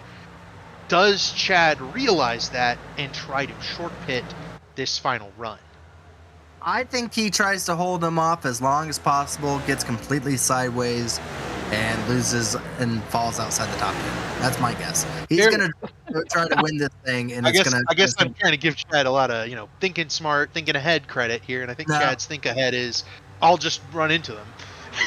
And for all we know, we may have what happened on lap 30 times 2 at this point. Right, yeah, that's the question. Remember, Chad was the first caution of this race in a similar situation almost identical to the one we're seeing right now, with the 2 Pro Edge Toyotas chasing down a big gap that the 15 stretched out on the field. And we know why he stretched that big gap out. He's been pushing that car a lot more than these cars behind him. The tires are definitely more worn on this 15, and with 12 laps to the stage, there's still a pretty significant chunk of time before the stage ends, and I think Matthew and Tate know that and have absolutely planned ahead to ensure that they are ahead of this 15 car well before the stage end. Yeah, if Chad Frankenfield's running the Kmart car, then I would say Matthew Weeks is Amazon. The past is in the past. Here comes the future. Here comes the 11, as he is starting to get down to that 1 second mark, and Matthew Weeks is starting to make some time up here. Yeah, these guys are zooming right now. They're almost within a second already, and I'd say it's maybe 3 laps. There was a hard hit. Hibbs and another driver smacked the wall hard out of turn 2. They were racing really hard. They are hitting the wall almost every lap. Oh boy, Seth Rawls almost around as the 4 gets into the side of them. They are racing hard. They see the stage coming up, and this is all within that top 10 trying to get into it. And here comes Garrison Hogan a lap down on fresh Hogan tires. racing off Well, inserting himself into this 3-lap battle. He's only 3 laps down. 3 laps is unfathomable trying to make up. He is trying to hopefully be able to get down to that two lap down mark, but he's got a lot of cars to pass to make that happen. That's tough, and as a lead lap car, if you're Johnny Thomas, Seth Rawls, you don't want to have a lapped car breathing down your neck, side drafting you on these straightaways. You'd probably much prefer the guy stay behind you and just hang out. It don't work like that. That's not racing, but I know what they would prefer. Well, Chad would prefer the stage be called now. Right, he needs 90. Yeah, he is still 0.3 of a second losing to just about everyone behind him. Yeah. His only saving grace right now is that Scott Crump is kind of holding back a bigger group behind him. And I think it's not really based off of Scott Crump's speed. He just got around Wadsworth and them. But there's a big group, and his hopes is that that group stays behind there, or there's a caution that is caused before this inevitable doom of leading this race. Oh, and around goes There it the is. four. How did you manage that? I'm really good at this. Ryan sold around, running in the 12th position. I think he got help. I think the 95 was in the wall, and that might be what it is. Hibbs has hit it a couple of times. He's hit it a lot. Nope, there it is. Bounced it off of it, and of course, Schold is the one. And after a 5th place finish in stage 1, really impressive run where Schold led some laps. He will not be finishing in the points on stage 2, and unfortunately loses all of that gained track position. This is about to get really exciting. If that wasn't exciting seeing what was about to happen, the stage is not going to be done yet. We're going to see everyone put some fresh set of tires on and then race really hard to try to go out and get this stage. This is exactly what Chad Frankenfield need. But yeah, It looks like a penalty will be on Hibbs here. I mean, that happened a few times. So this time around, it did catch up to him a little bit. Yeah, and you wonder if there's any damage on that 95 car, but tough break, I think, for Gavin Hibbs a little bit here. I would say so. If there's no damage on the 95, then they got some really good fenders on that car. Personet's going to get the lucky dog. Hogan will take the wave around, and that'll put him 2 laps down, and then we'll see. He'll be the only car 1 lap down. If Garrison Hogan can get back in this race, there's a lot of time left. That would be pretty impressive. That's hoping for a lot. We'll have to see. It's going to be reliant definitely on the cautions here, as the drivers are starting to come down pit road. Let's see how this all shapes up. This may be the determination on who wins this stage. Chad Frankenfield locked it up a little bit, trying to get as much gapping between him and Matthew Weeks. Yeah, it is. Now we're going to see, I think, whether that 11 and 56 have that short run pace that 15 does. I think Chad's going to win this pit road exit if he gets into his pit box well. He got just enough gapping between him and Weeks that he may be able to get. Let's see. 4 tires for Chad. Nobody trying to take 2. We won't have a caution there at stage end, and yeah, Chad Frankenfield's going to beat Matthew Weeks off pit road. Tyler Fode does jump in front of Hunter Smith. Hunter Smith's going to pull way back. Yeah, Hunter Smith must have gone through his pit box, because Hunter Smith lost 5 positions on that pit road. Wow. There it is. With that, 4. Maybe we can throw it to a commercial break here and come back for the restart. Yes, let's go ahead and get a word from our sponsors here. The NASCAR Cup Series returns to Worldwide Technology Raceway on June 1st and 2nd, 2024. The time to get your tickets is now. For only $10 down, you can lock in your seats for an incredible weekend of family fun, featuring the Enjoy Illinois 300 and the Confluence Music Festival. Racing, music, camping, it all adds up to one amazing party. Go to www.raceway.com for the hottest ticket of the year.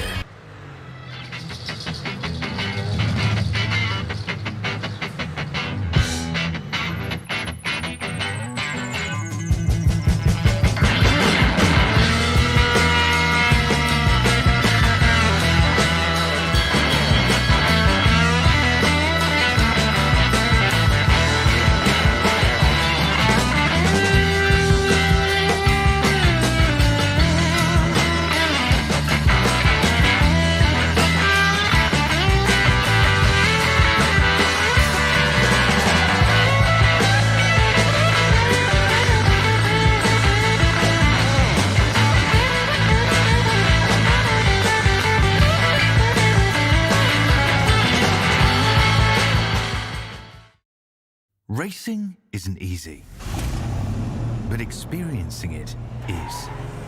iRacing puts you in the driver's seat with the industry's leading sim racing game. Drive on laser scan replicas of the greatest racing circuits from around the world. Go head-to-head against other drivers chosen by skill-based matchmaking to ensure competitive racing at every level. Compete across all your favorite series. In officially licensed cars, engineered to deliver the most accurate driving experience possible.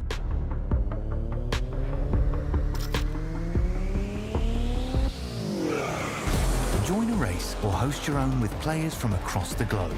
Race against the computer or in a league with friends. Feel the thrill behind the wheel. Visit iRacing.com.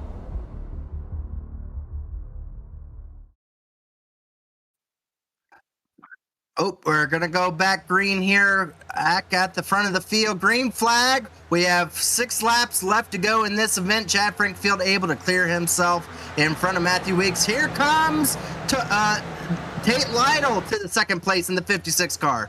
We'll see what kind of short run pace those Pro Edge Toyotas have. It is money time for the rest of this field. Chad Frankenfield's shown that short run speed all day. The 2 Pro Edge Toyotas have been really strong at saving. We'll see what kind of short run speed they've got to fight against Chad Frankenfield's short run pace. And Chad Frankenfield has experience of being able to put the loud pedal down the hardest. Right now, Tate Lytle having a really good run. This may not be a situation of actually getting it to lap 100. If we get a caution that's close enough to the lap 100, they will call the stage in. So you have to make the move if you can now. If you're able to get it, you have to try to see if you can do it before. Here comes Tate. Situation. Here comes Tate trying to do what I said. To the David inside back of out. Chad threw it way in there. Oh my gosh. Chad almost had to lift on corner exit. That doesn't really open the door for Tate. Really, it just helped Matthew Weeks close up. There's some hard racing. Go ahead. Oh no, I was just saying there's hard racing right outside the top 10. Almost 3 wide situation back there as drivers are trying to get their points. Once again, Tate looking to the inside, but Chad has that outside really, really well put through and able to hold up on that outside lane. But Tate Lytle gonna have another run here coming through 4. Oh, they get really close. He's gonna have a side draft and the draft from a teammate here. I think Tate's gonna clear through the lead. Led that lap at the line. Chad, no! Chad, give him a little room as here comes Tate Lytle. Fired it in on the outside. Oh, wow, I can't believe he kept Tate side by side there. The problem is the help coming from behind usually helps the outside lane. I think Matthew Weeks and Tate just door slammed Chad. They're touching down the back straightaway like it's the last lap. Tate Lytle's going to be onto the inside. Oh, Matthew Weeks to the back bumper, trying to give Tate Lytle the edge. Here they go into he gave it to him. Yep, Tate to the lead. The teamwork of the Pro Edge Toyotas overcomes the 15. Chad, I don't think is going to be able to get back to Tate Lytle here. We'll see. He's going to try. You know he's going to try. The draft is strong. Yeah, coming down the front straightaway here. It looks like now Matthew Weeks going to try to see if he can duck out. Chad Frankfield's going to have a little bit of a run. He's not going to be able to make a move here yet. Here they come through turns 1, going into turn number 2.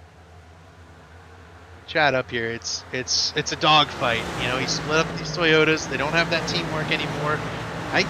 Chad's really hoping that Fody would get by this 11 car, because I think at that point Fody would try to work with Chad against Tate Lytle. Oh, it looked like Matthew Weeks was going to help him. Ducks to the outside. Chad throws it in. Almost into the back bumper of 56. Up high, loose. Chad Frankenfield trying to hold him off. These guys have been running out of the preferred lane all night and then picking up big runs via the outside lane, throwing it in on the inside lane. Weeks is going to have a really good run. Fody's pushing him really hard. I think Weeks is going to try to take a look here.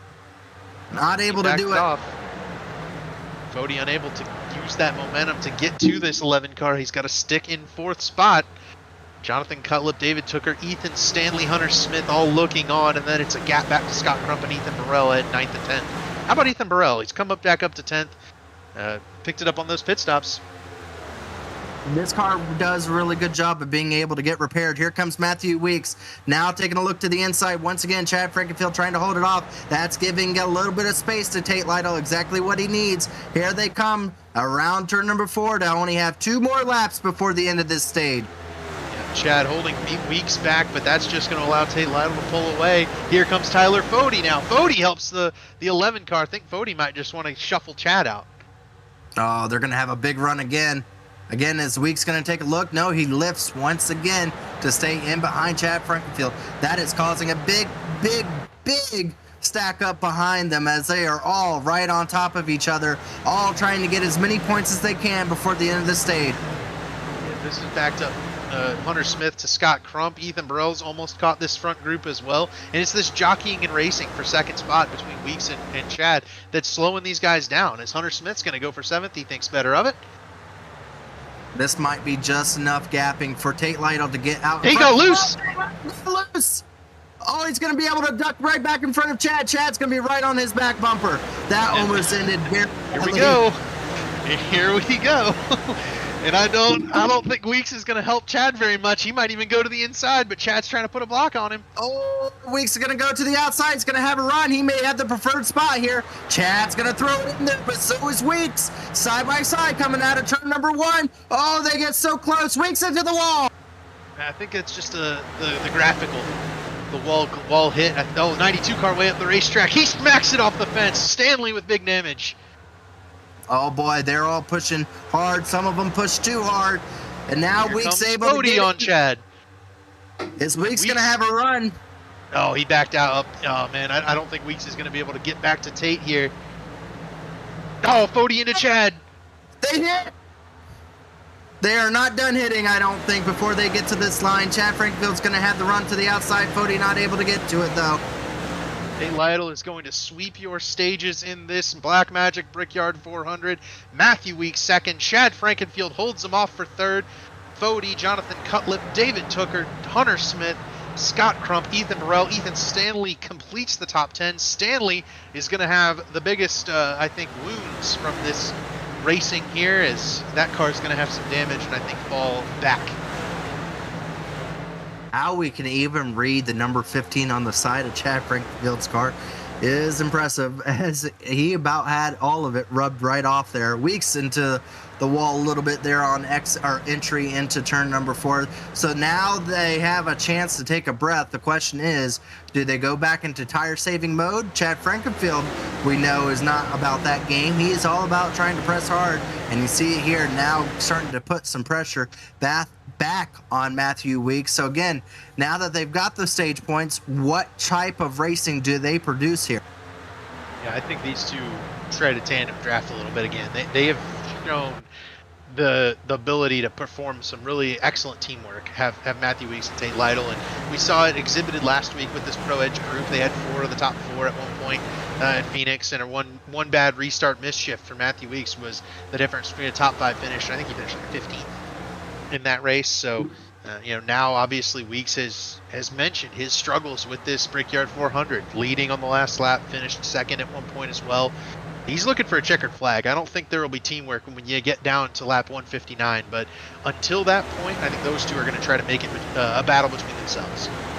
You know, Matthew Weeks wants to be one of the only drivers to go about winning the Daytona 500 and the Brickyard 400 in the same season. He wants to put his name in the record books for not only himself but his team. But you also know Chad Frankenfield has been drooling over the chance to be able to get himself an Indianapolis win.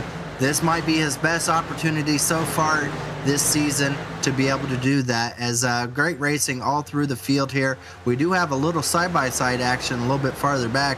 It looks like Wright trying to get a run on Wadsworth, unable to do so. Still trying to make, Sonny D almost, oh my gosh. I don't know if you can see that in frame. He was drifting it into that turn. I think he got sent by Robert Hill a little bit. Here comes Seth Rawls on Vincent Isabella. Good recovery drive for Vincent and for Chris. The two of them involved in that one backstretch incident that took out, I want to say it was Jeff Green. It might have been Justin Porter. No, it was Norgard was the one who got taken out in that one. But those two had damage. They're back up in the top 15. Really good recovery drives for the two of them. And like Chris Wright said before the race, if he can just keep all the fenders on it, that's a big win for that 9 car. There's a lot of pushing around, but now drivers are starting to look at the long picture. They see now finally the end goal. There's only a little more than 50 laps to go before the end of this race. Oh yeah, it looks like Chad Frankenfield to the inside, and Matthew Weeks has a good run. Oh my goodness, that was really close. Here comes Fody. We've been doing this all day. Look at Matthew Weeks drop down to try to help Tyler Fody by that 15 car. Oh man, I think these guys are a little bit frustrated with Chad Frankenfield's driving style today. Chad has about a braking zone about 50 yards past where anybody else brakes, I think, on track, because he throws it in there, and it's working on the outside. Cutlet almost clocked the wall coming off of 2. He had to get out of it and let Tyler Fody up. It is a bad day to be a right front tire on that 15 car. It is being burnt up, needless to say. That's great. A bad day to be the right front tire. Love that. But good racing overall. Still Chad Frankenfield trying to hold off these drivers. Again, the question now comes to how long. They have to get another 20 laps in before they can pit to realistically make it to the end. But you have to believe as soon as you could be able to make it, you're going to want to take that pit stop. We've seen it happen twice today.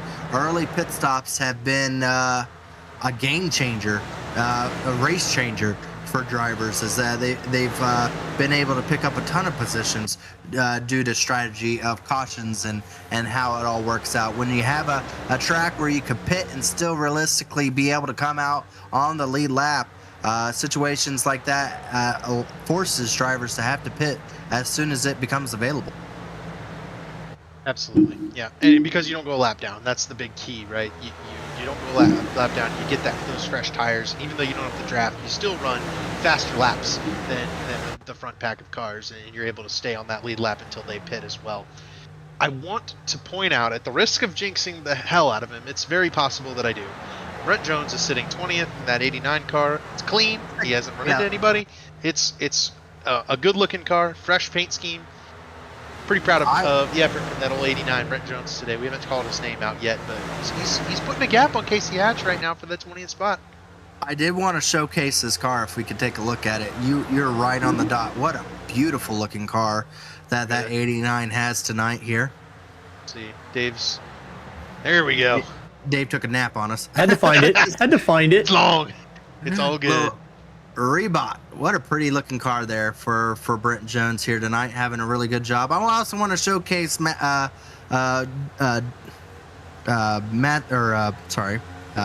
Goodman there in the number 44, also running a throwback paint scheme, I believe, here tonight in the 44 car.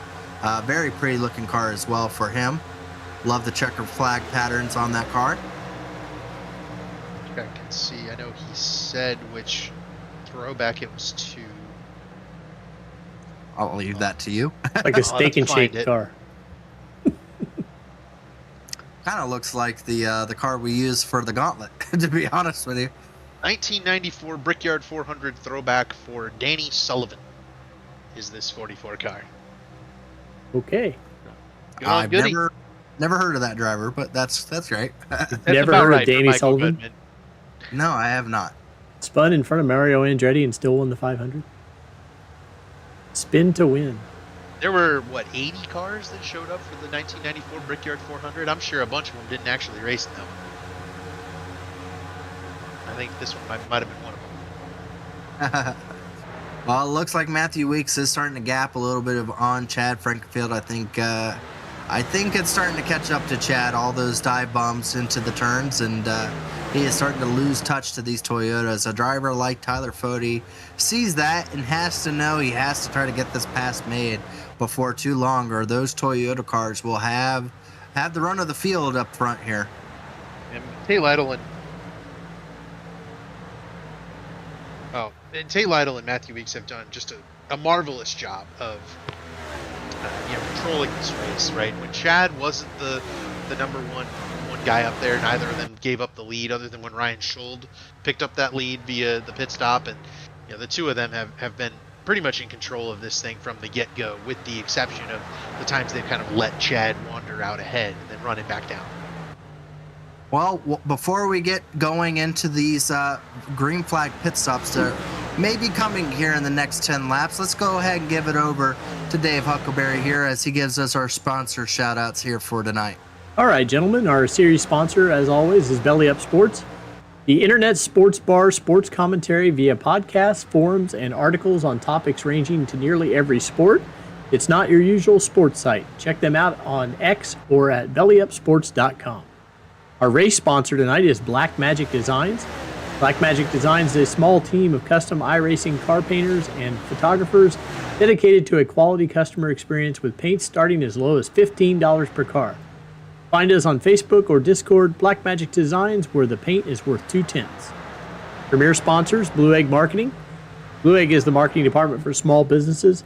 Small business owners, Blue Egg is your biggest fan. Constraints catalyze creativity. We help businesses punch above their weight class. Finally, Worldwide Technology Raceway. Worldwide Technology Raceway is a motorsport racing facility in Madison, Illinois, just east of St. Louis, Missouri.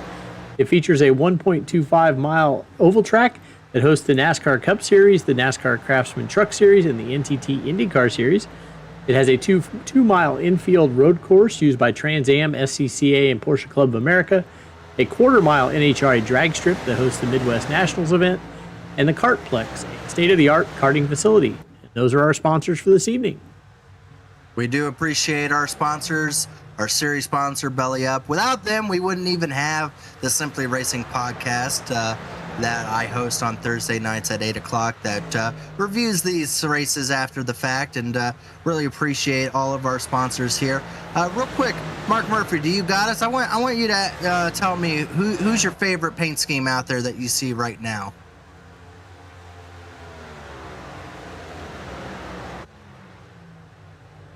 Whether it be Chad and the Jeff Brabham car, or Goody in the Danny Sullivan throwback.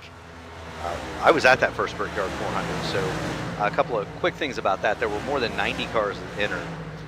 HB Bailey was the first one that attempted to qualify.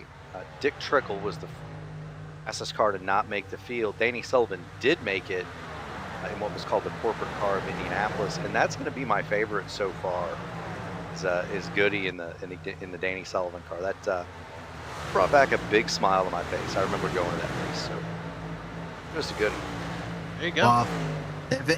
If it made the guys that make paint schemes happy, they did a good job. So good job on Goody to go about making a really nice paint scheme here tonight. We're happy to have some really good looking paint schemes out, and we do like having Black Magic Designs as a sponsor to also help with trying to get some of these cars out of here looking very pretty for the broadcast here for us. And we appreciate everyone tuning in and leaving likes and subscribing to our channel here as the Elite Racing Network continues to grow in numbers and in views. Every season it seems to get bigger and bigger, and so does the purses, and so does the battling.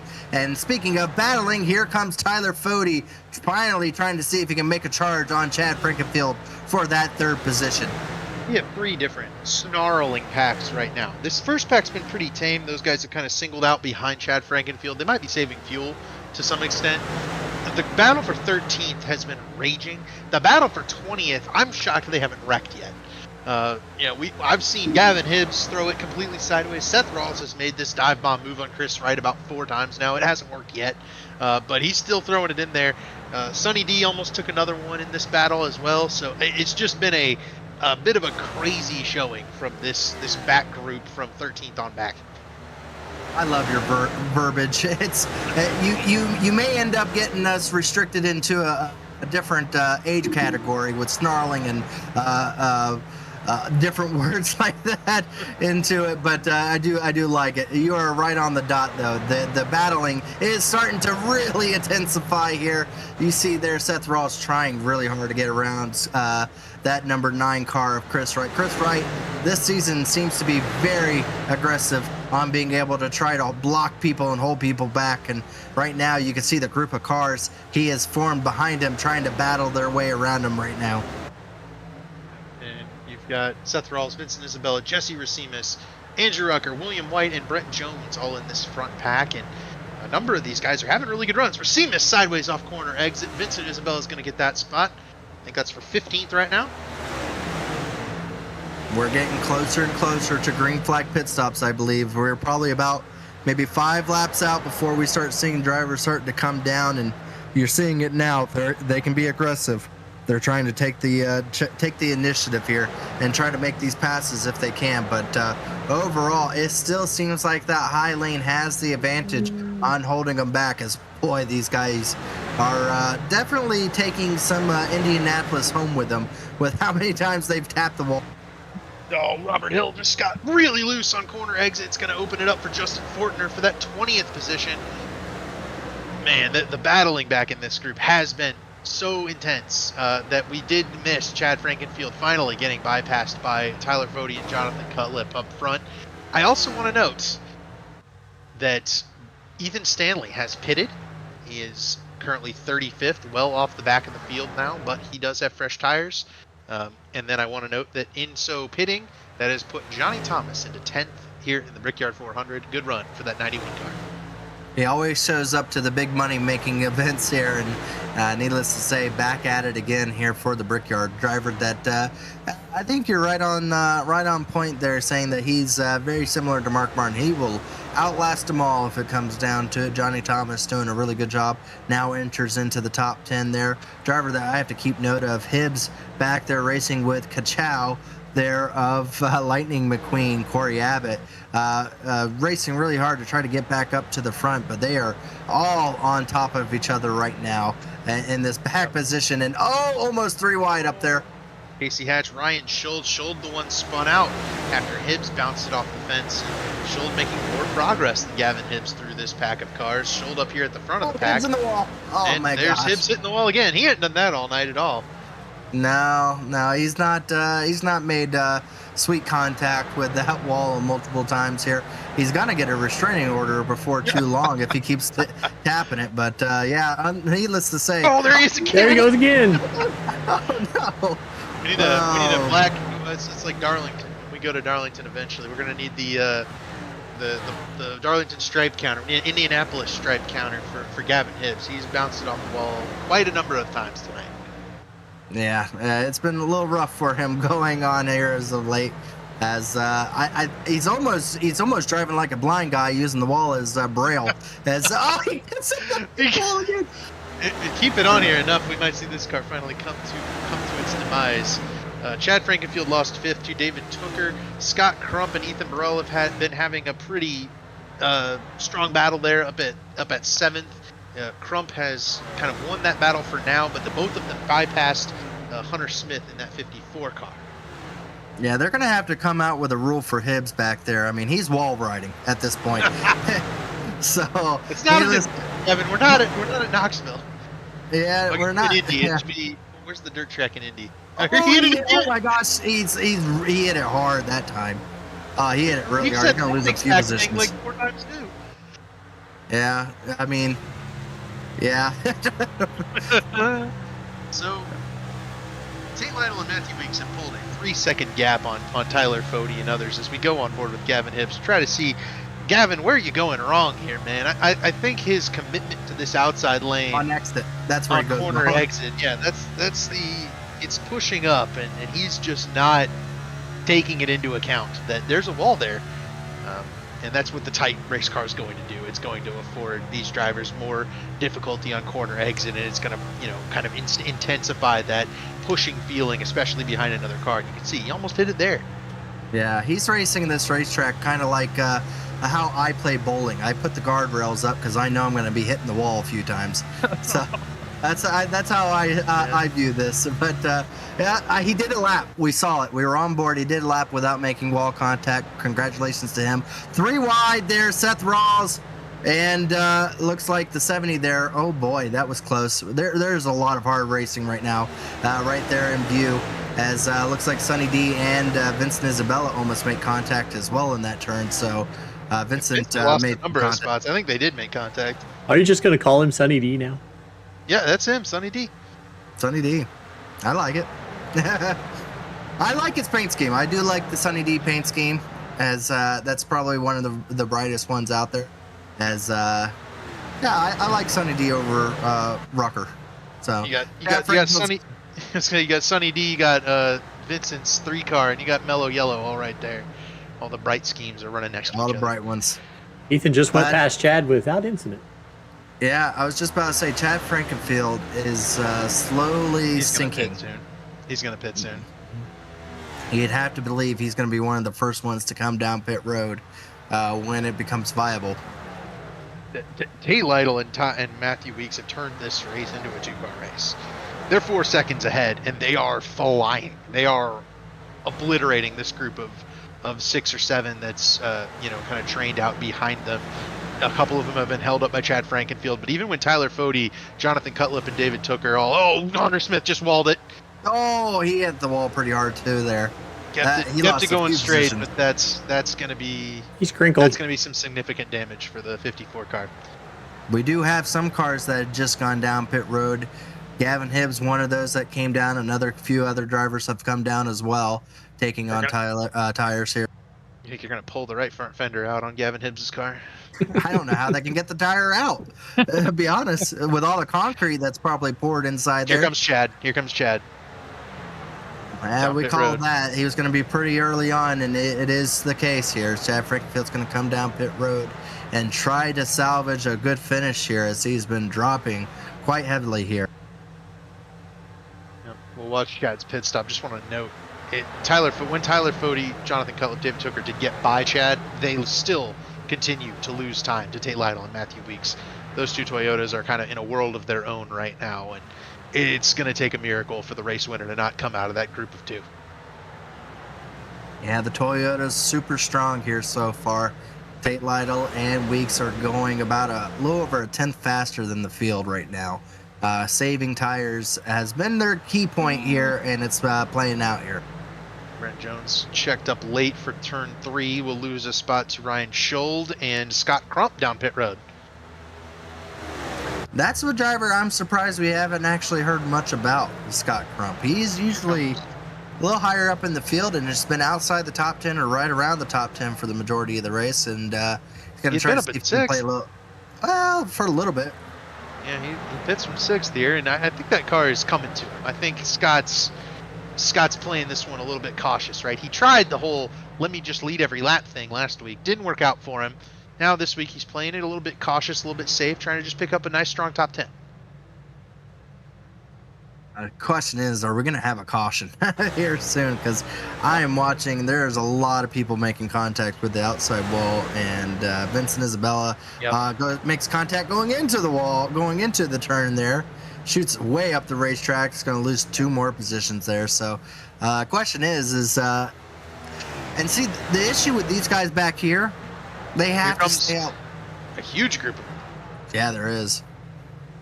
Fortner, Isabella's coming down, among others. Schold was the one I saw, not Fortner. Hunter Smith, and Ethan Burrell, Justin Wadsworth down pit road, Tyler Fode's down pit road, David Tooker's down pit road.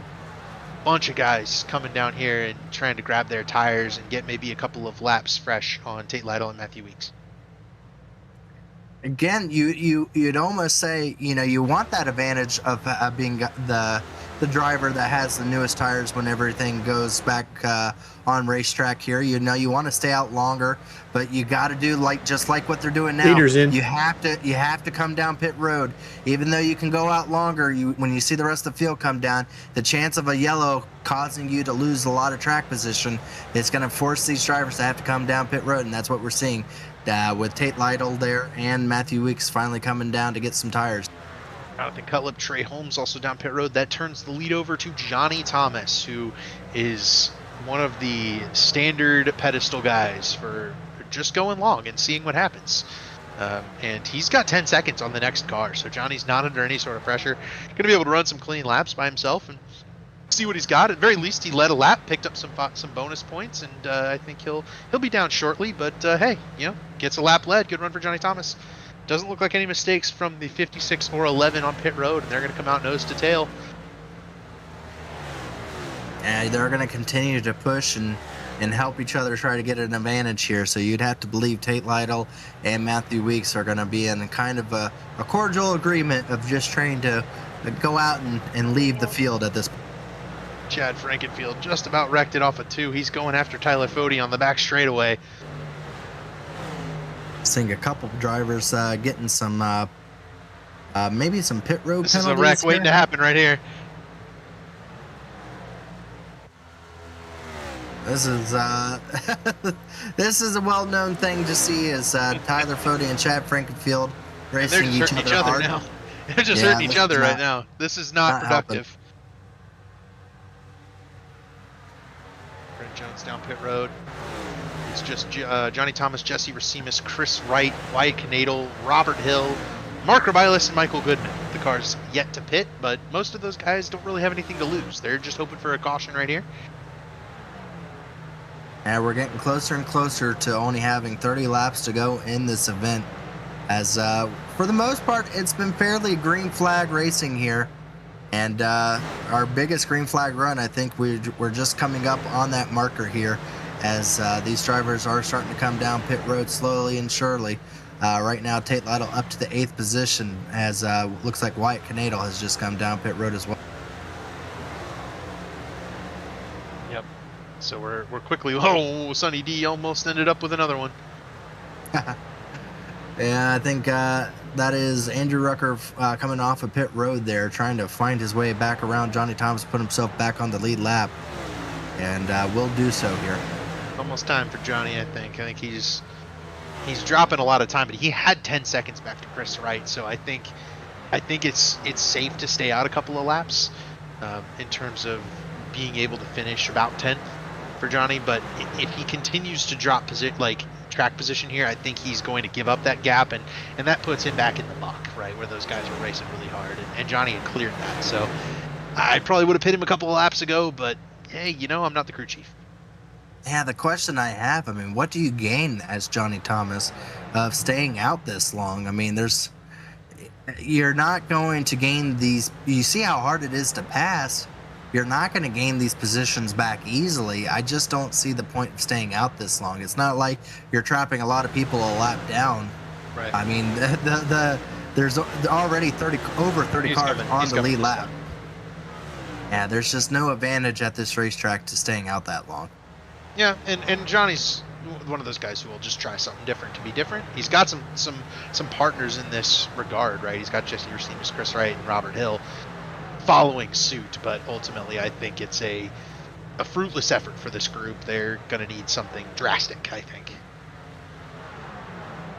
Well, we are getting closer here. We are now down to only about 30 laps to go in this field. Still some drivers staying out on track, still needing to pit. Our top 3 drivers, in fact. Chris Wright, a surprise up there that's staying out so long. Driver well known to not having super long run pace, but also Robert Hill staying out on track. But very quickly here, we'll be back to having Tate Lytle back out in front of this field, who has over about a half a second on his teammate right now.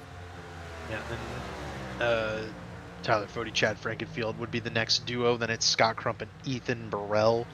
And then after that, it's David Tucker, Jonathan Cutlip, and Trey Holmes. So that's just kind of the way the pit stops have cycled out. That'll be your top 9, I guess. And then Hunter Smith would be 10th once these guys finally pit, which here they come right now. Jesse Racimus, Chris Wright giving up the top 2 spots, and Robert Hill follows them down pit road. So that will turn the lead back over to Tate Lytle.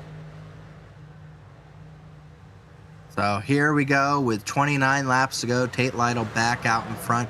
I would have to say at this point, Tate Lytle has probably led the most laps of this event so far, as he's just been very consistent. Like I said, he's not really had too much drama on track to say much.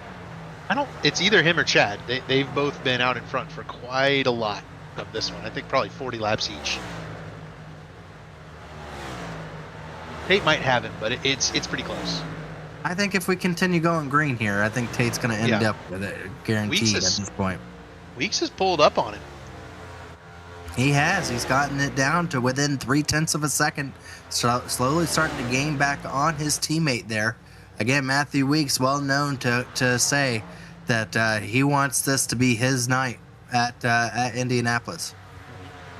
And Weeks, I think he's very determined to not finish second here, right? I think this is a bring back the trophy or the steering wheel type of race for Matthew Weeks. It's about go time. We're down below 30 laps to go. You're on your last set of tires. What you got is what you got, and they've got a 4-second lead, so he can start pressing the advantage on Tate Lytle and seeing if he can't maybe make a move on his teammate here, grab the lead and block from there. Well, while the racing is going on, let's take a look at the bracket once again here, and let's just take a look and see where these drivers that are racing in this belly up bracket is at. Well, thank you for marking it down. Who's out? So it's pretty well known. Chad Frankfield has guaranteed his spot. Vincent Isabella over Nick Indelicato, Jesse Racimus over Jeff Green, and Wyatt Canadle over R.C. Anderson. I would say right now Tyler Fody has a pretty comfortable lead over Joshua Clark. Scott Crump and Ryan Schold there is still a really good battle that will probably come down to the end between those two drivers to determine. Right now it is Scott Crump over. There's blocking going on between two of our guys here, Chad and Fody. Fody blocked Chad to the infield right there. Oh, that's not uncommon to see. That's Chad Frankfield throws it in once again. This is Josh Clark's best friend. This is Josh Clark's best friend right here. Is this 15 car? He's rooting for that 15 to just make a little bit more move up and spin that 40 around.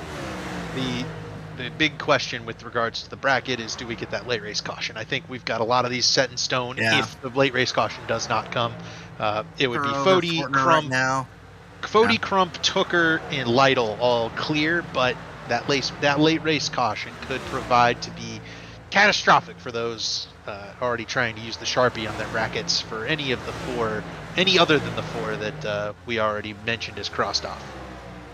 I gotta say, with the drivers that are going to be moving on, the next bracket challenge is going to have some really, really, really tough competition between each other. I think we got some really good drivers that are going to be going up against each other for the next round, and I think that really puts it on to the who's who for the next round, as far as some top drivers for sure.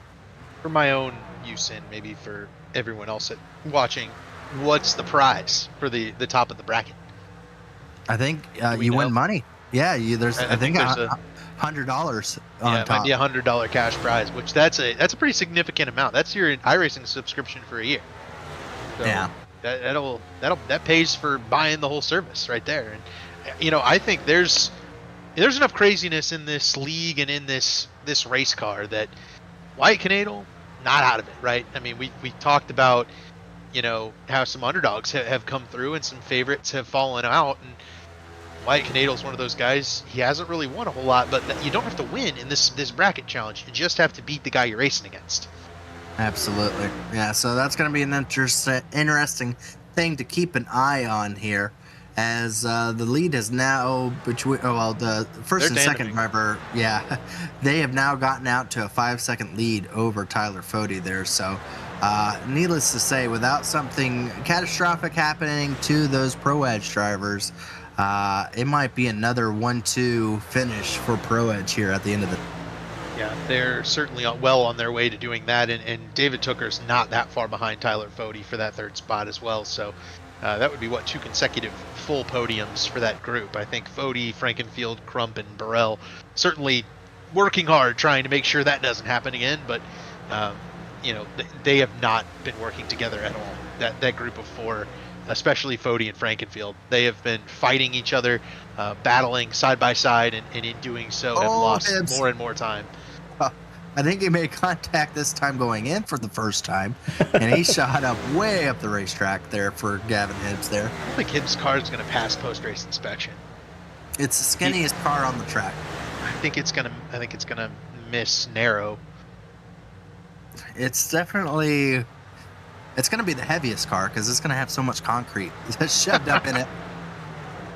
Worth noting, Justin Wadsworth got by Hunter Smith, who we saw make significant contact with the outside wall for 10th. And not far behind those guys has much fresher tires, Johnny Thomas. Seth Rawls is trying to give a caution with 24 laps to go. He saves it, though. Good save by Seth. Yeah, he went up into the 33 there. That almost ended badly. As you see now, Fortner trying to get around Vincent Isabella here.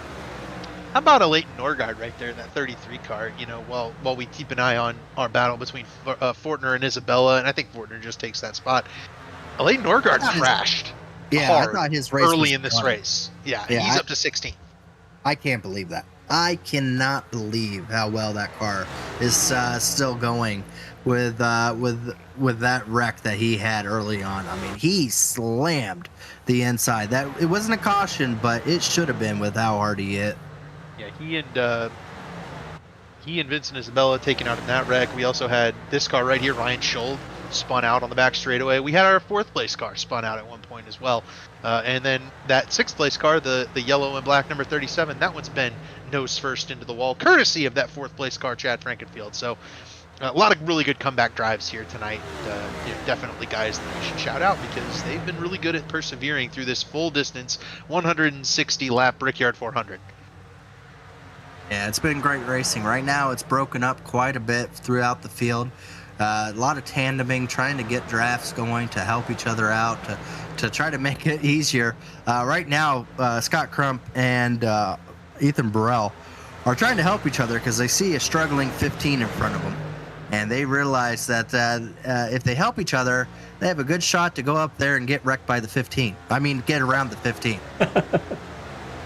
Oh, man. And yeah, you'll note, right? Like, look at the way some of these guys have been driving. 1st and 2nd, 5th and 6th, they've been very steady and consistent at tandeming. And we've seen the 90 and the 37 not really lose that much time to 1st and 2nd. But then they've gained a lot of time.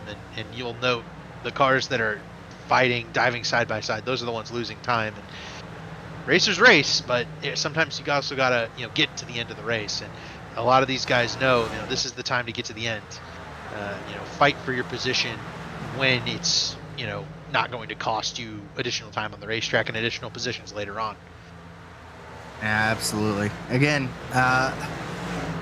getting closer. We're only within 20 laps of this finish. Ooh, Tucker getting to the wall a little bit there. And needless to say, I think these drivers are about to start turning up the wick here.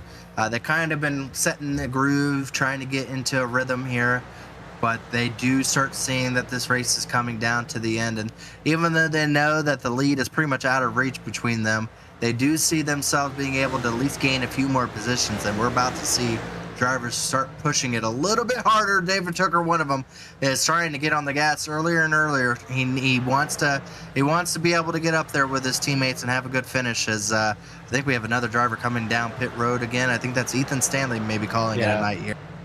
Yeah, Stanley's hit the wall and then lost some of the draft. And once he got that right front tire out in once he got that right front tire out in the clean air, it was a parachute for him. So not a good run for Ethan Stanley, but he was in the Final Four last year. He's had some really good runs this season, and I we'll see Ethan Stanley in victory lane before the season's out. So not the night he wanted though, for sure, in this Brickyard 400. Driver I say keep an eye on, it's going to be Johnny Thomas. He was one of the last ones to pit. He did not lose that much time. He was back. He only went back to 12th there right now, trying to take a look now for 11th. And with how fresh the tires he has, this should be easy work for him to be able to get around Smith here in the 54. And he has a really good shot of easily getting into the top 10. I don't know if he's going to be able to get there to anywhere past that, though. No, the issue for Johnny Tucker hard in the wall. Oh, no. Ooh, yeah, that's 2 spots lost. That might be a spot for Johnny Thomas, but no, Johnny Thomas is too far back, right? He stayed out just a little bit too long. So those guys that he's racing around right now, Wadsworth, Smith, he had some big time on before the pit stop. And now he's making up that time he lost waiting to come to pit road. But ultimately Tucker in the wall loses a couple of spots. He's off the pace. He's off the pace a lot right now. I think he might have bent the wheel a little bit. Hooker pulled to Hibbs. Except for Hibbs hasn't gotten that wheel bent. He's 15th. Yeah, I mean, Tucker hit it really hard, though. He got the sideways on it, and then it went nose into the wall almost. He's still going, though. I mean, it's surprisingly, but he is... This is a caution waiting to happen right here. Schuld and William White for 13th place. Schuld takes it. Make the pass, yeah. This has been a really good little race for Ryan Schuld, and William White has had a really strong race as well, but he's mostly sat in this 10th to 15th range in that 43 car.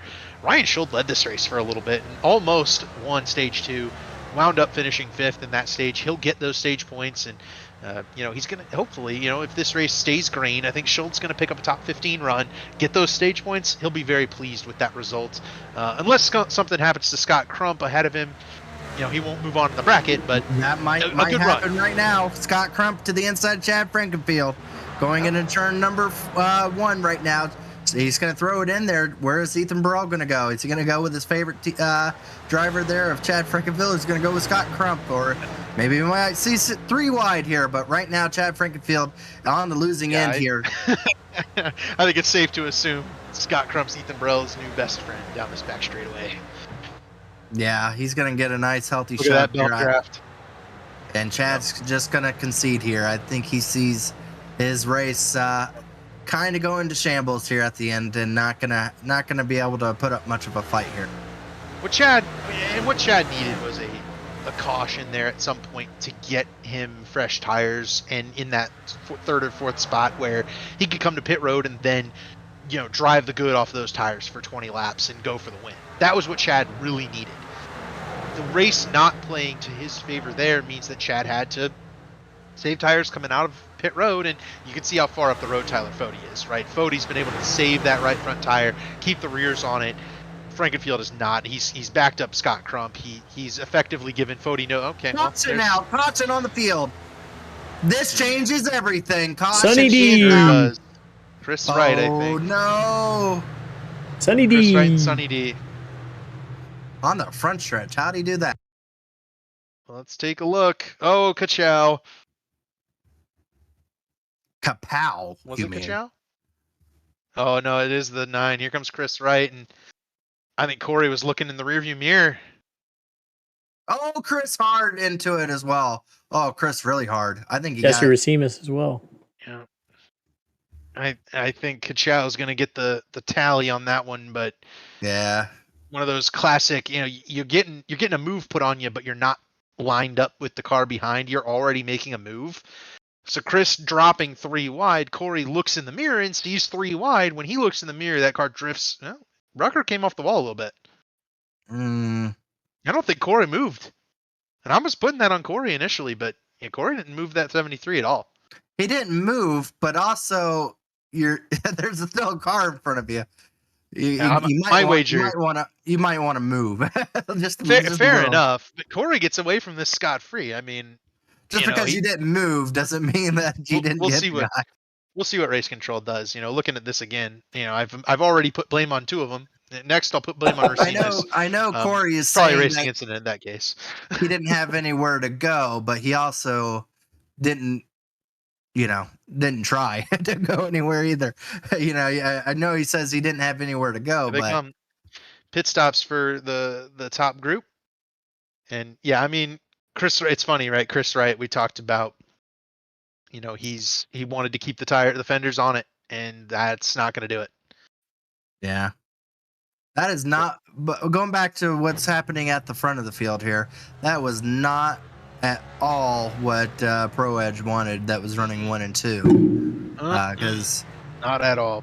I'm going to guess someone's going to take 2.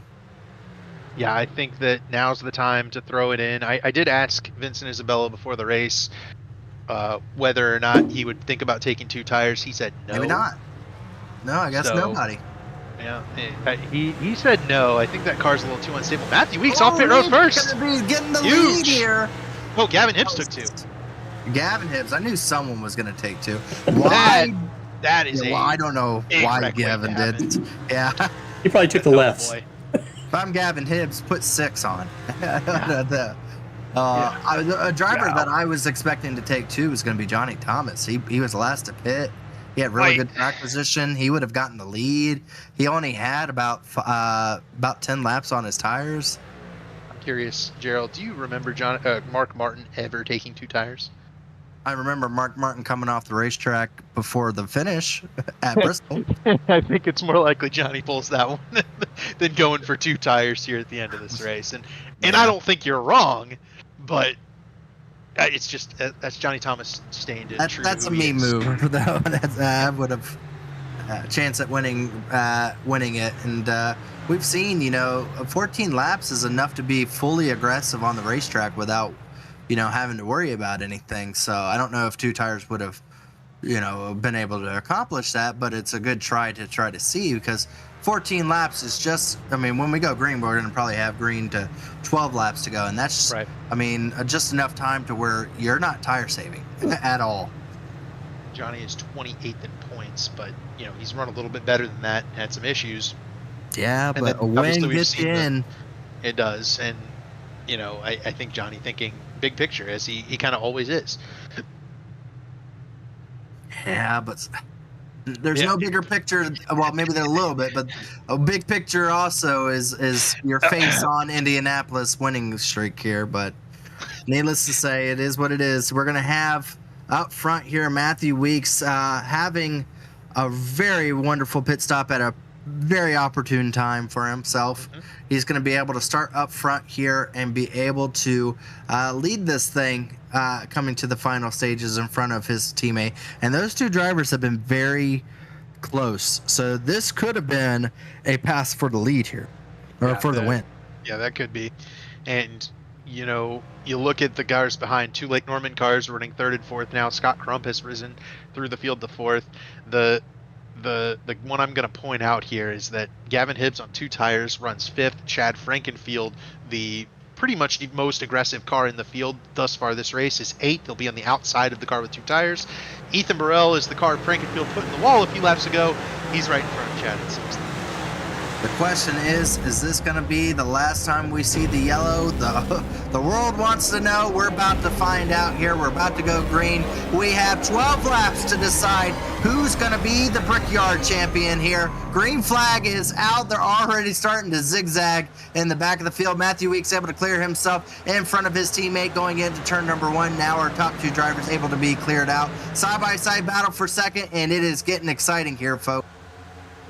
Tyler Fode unable to capitalize on the good start by Matthew Weeks. He loses out 2nd to Lytle, 3rd to Crump. He'll lose 4th to Burrell down the back straightaway. Chad Frankenfield, the one now charging through. He gets by Gavin Hibbs, and the 2 tires not working out for that 95 car. He did not get off turn 2 well, and he falls outside the top 10 already. 1 lap in here with 13 laps to go. Maybe Johnny Thomas knew a little something about taking 2 tires.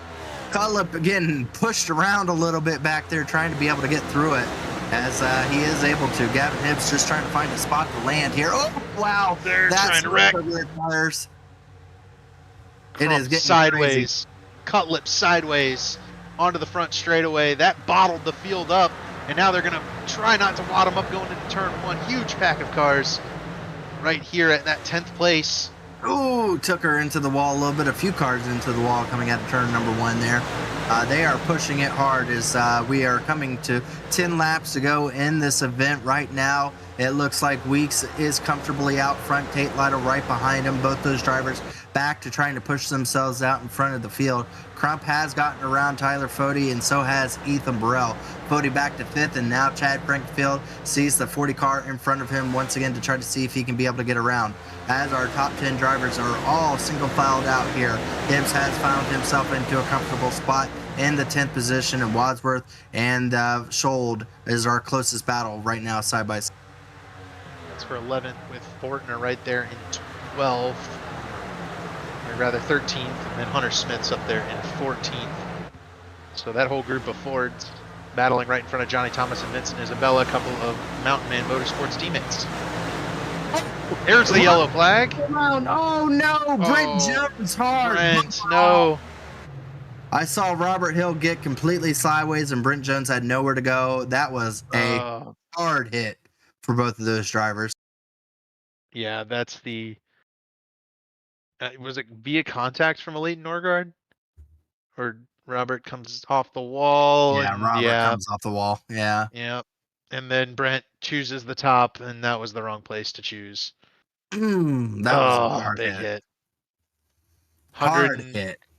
151 laps of clean race car gone for Brent Jones.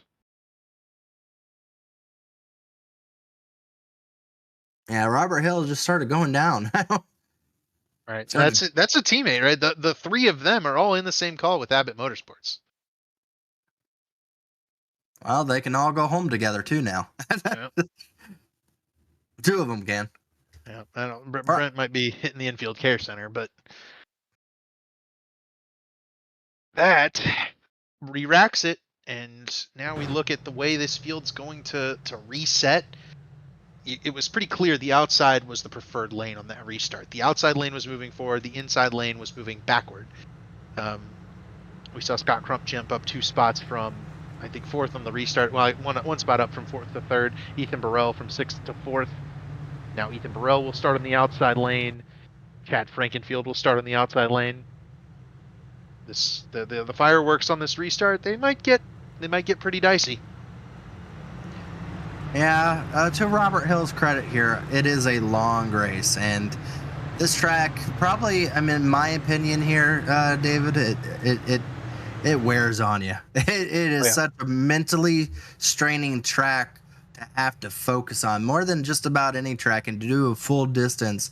You're battling for so long, and it's so hard to make track positions, and for the most part, for a long time in that race, you're racing yourself more than anything, just trying to keep it going straight. So at the end of this point, emotions are frayed, and concentrations are lost a lot of the time. So yeah, I would have to say, I mean, this is the point in time where you're going to see drivers have a mistake here or there, and to be fair, it's only human when you're having a 3 or 4 hour race go on.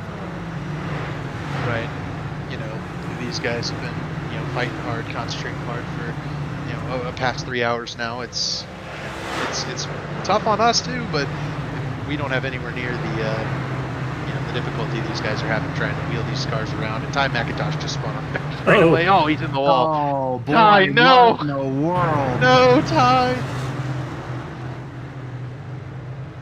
Oh, boy. Oh, man. Second incident under caution tonight, and that's all by himself. The damage and the penalty is the embarrassment here, but yeah, my goodness.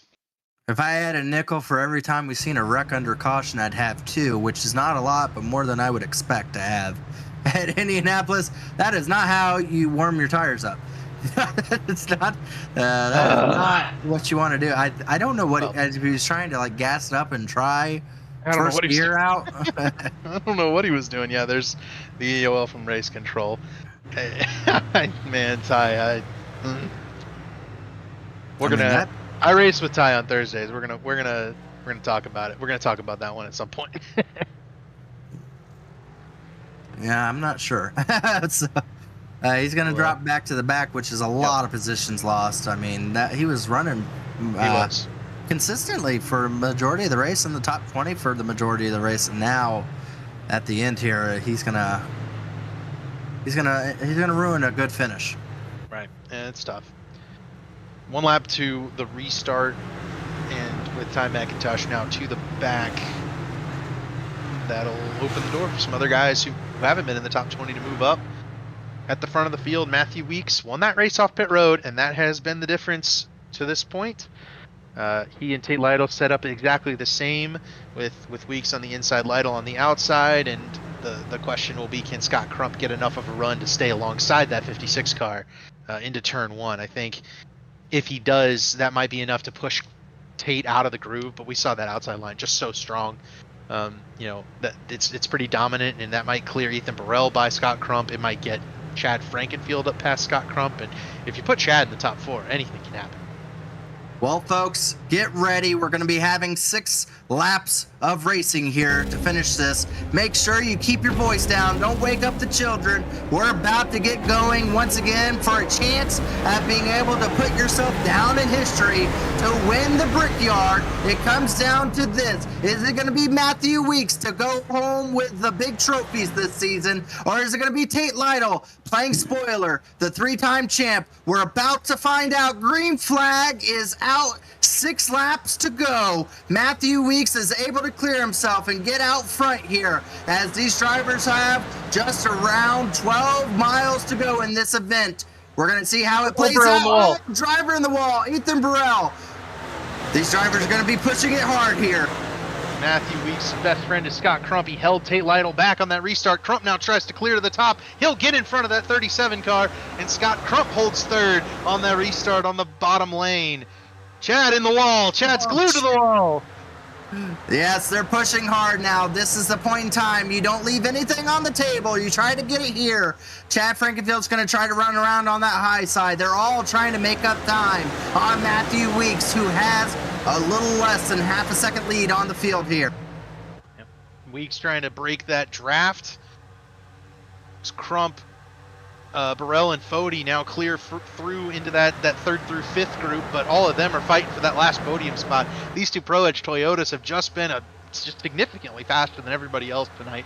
And it's kind of showing right now on this late race restart. Can Tate Lytle run down teammate Matthew Weeks as took her into the wall off of turn 2. The snake continues and everyone makes it out straight. They've been racing against each other all night. Tate Lytle and Matthew Weeks. They've been within inches of each other. They've helped each other get out to sizable leads. Now we find out if they've been holding back on each other, maybe hiding away a little bit of speed, a little bit of knowledge. They're going to find out who's the fastest between the two of them. Right now, Matthew Weeks is desperately trying to keep his teammate off the draft and try to keep him behind him, but it's not working. Here comes Tate Lytle, now down to 0.3 of a second. We're going to have a battle before it's all said and done, as here they come to 4 laps to go. Tate Lytle's doing everything right here. He's got the draft. He's separated himself and Matthew from the rest of the field. Can the two of them hold off the rest of everybody else? Gavin Hibbs got the wall again, going on the back straightaway, but everybody's keeping it single file, keeping it straight. Scott Crump's got to push a little bit harder. I just don't know that 90 car has enough. Can he be able to hold it? Can he be able to stay off the wall? That's the question. Matthew Weeks has 3 laps to be able to find out here. Tate Lytle is there. Tate Lytle has come with a fury trying to take this lead. He is now within inches from his teammate. The question is, what will he do to be able to get a Brickyard win? What will he be able to have to be able to press on his teammate? Here they come out of turn number 1. It's inches from the wall for both of these. Gloves are off, I think. Team orders out the window for these two Pro Edge guys. Never mind. Caution's out. Hard contact. The 80 there. Justin Vandermeer gets hit, I think, by Chris Wright. Hard. I think his race is over, as that was some hard contact. Norgard, Vandermarl, Wright. And yeah, this is going to be Norgard. Well, maybe I'd be Vandermarl coming off the wall, but the two of them make the contact, and it sends the 80 car down to the apron and then back up onto the racetrack. And I think we saw a wreck like this in the Indianapolis 500 earlier. Was it last year? It might have been 2 years ago. The tire went flying over the stands. It looked a lot like that.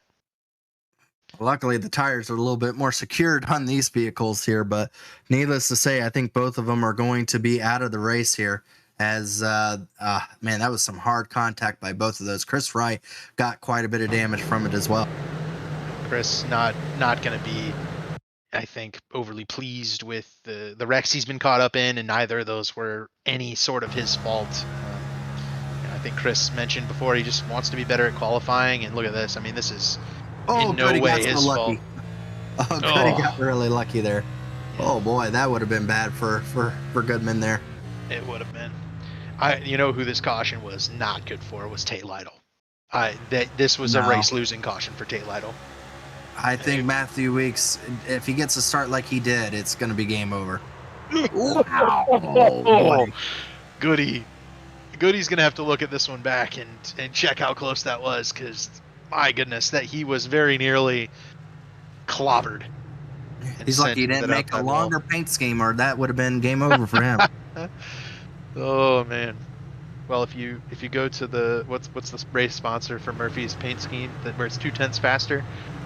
Yeah, Black Magic Designs are our race sponsor here. Yeah, they make their paint scheme shorter, so you don't get clipped. They're 2/10 faster. Exactly. So yeah, get a paint scheme from them, and then just ask for the Gavin Hibbs special of making it shorter.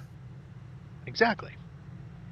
Gavin Hibbs has parlayed the 2 tires into 9th place. He's mostly been able to hold serve, but that initial start from 5th, he was freight trained back and has been able to hold, but that the 2 tire advantage to gain that track position hasn't really helped him. To where I don't know if anybody else having done that would have changed their fortune. Just on lead lap. Is it Garrison Hogan finally? Garrison Hogan finally, after getting disconnected about 100 and something laps ago, finally gets back on the lead lap. They repaired the engine in that 36 car in 3 laps, sent him back out there, and it's been full song since. That's an impressive run for Garrison Hogan to get back up onto the lead lap. He might not finish in the top 10 in this race, but that's good first. He's going to be able to say he finished on the lead lap though. Yep. So under the caution, Chad was saying that he didn't fill up last time he came in all the way, and he thinks he has enough for maybe one more restart. Ooh. Oh, that's a good thing to know if you're starting behind him. The auto fuel. The iRacing has changed around the fueling system. Bit my teammate in a race a couple of weeks ago, and it's if you don't click that auto fuel on or pump up the amount the auto fuel gives you, it gives you enough to the end of the race, but it does not account for green white checkers. I'm gonna give you a hint. Stop clicking the check mark and just go over to the scroll button where you can click how much fuel to add in, and just click it to where it's always all the way up, and every pit stop you have, you never have to worry about it. There you go. So that way you don't have to deal with that every single time. But yeah, the auto fuel thing, it's caused some issue. Yeah, it definitely has. It's easy to get behind on that one. The question about being behind, Ethan Burrell restarting behind Tate Lytle here. Can Ethan keep it on Tate Lytle's back bumper to where Scott Crump can't get back up? It felt like Crump was holding this second group up a little bit, and I know that Scott is definitely going as hard as he can there and trying to come home with that 3rd place, but I'm just kind of half wondering if any of these guys behind can make a run at these 2 Pro Edge cars. It's going to come down to the restart. If Tate Lytle has the restart he had, and Tate Lytle is unable to get within a couple tenths of them right away, I mean, it's going to be difficult for any of those drivers to be able to get a run. I think our eyes are going to be glued on to Chad Frankenfield, now going to be to the outside of Tyler Fode, and we've seen how far he throws it in. Ethan Burrell has to wonder how far it's Chad Frankenfield going to throw it into the turns here. We've seen him go about 5 car lengths farther than just about anybody, it seems like. And Chad's also not gonna. If the caution comes out, it's probably got to be Chad, because he won't make it to the finish line if it isn't. Well, folks, we are coming to our first chance at a green-white checkered here. Will it be the last? That's what we're about to find out. We're getting to the restart line here once again. Green flag is back out, and Tate Lytle or Matthew Weeks able to get out to a lead once again pretty decently. We're going to see Tate Lytle. Is he able to keep up to him? He is. Tate's there.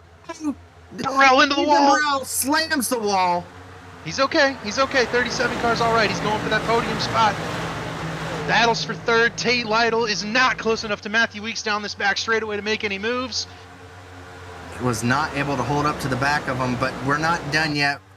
We still have to make it back around to the white flag here, as these drivers are all lined up to that outside lane, trying to be able to have that momentum up there, as it looks like Ethan Burrell is going to be able to get around Scott Crump. Scott Crump pushes Chad way up the racetrack. 3 wide behind him. This is a wreck waiting to happen. Will it happen before the line? 3 wide on the front straightaway. Weeks coming to the white flag. This is exactly what Weeks needs. They get to the white flag. It's going to be a race back to the checkered. They're going to wreck them here in turn 1. No way they don't. They're 3 wide for 4th. They're 4 wide for 4th.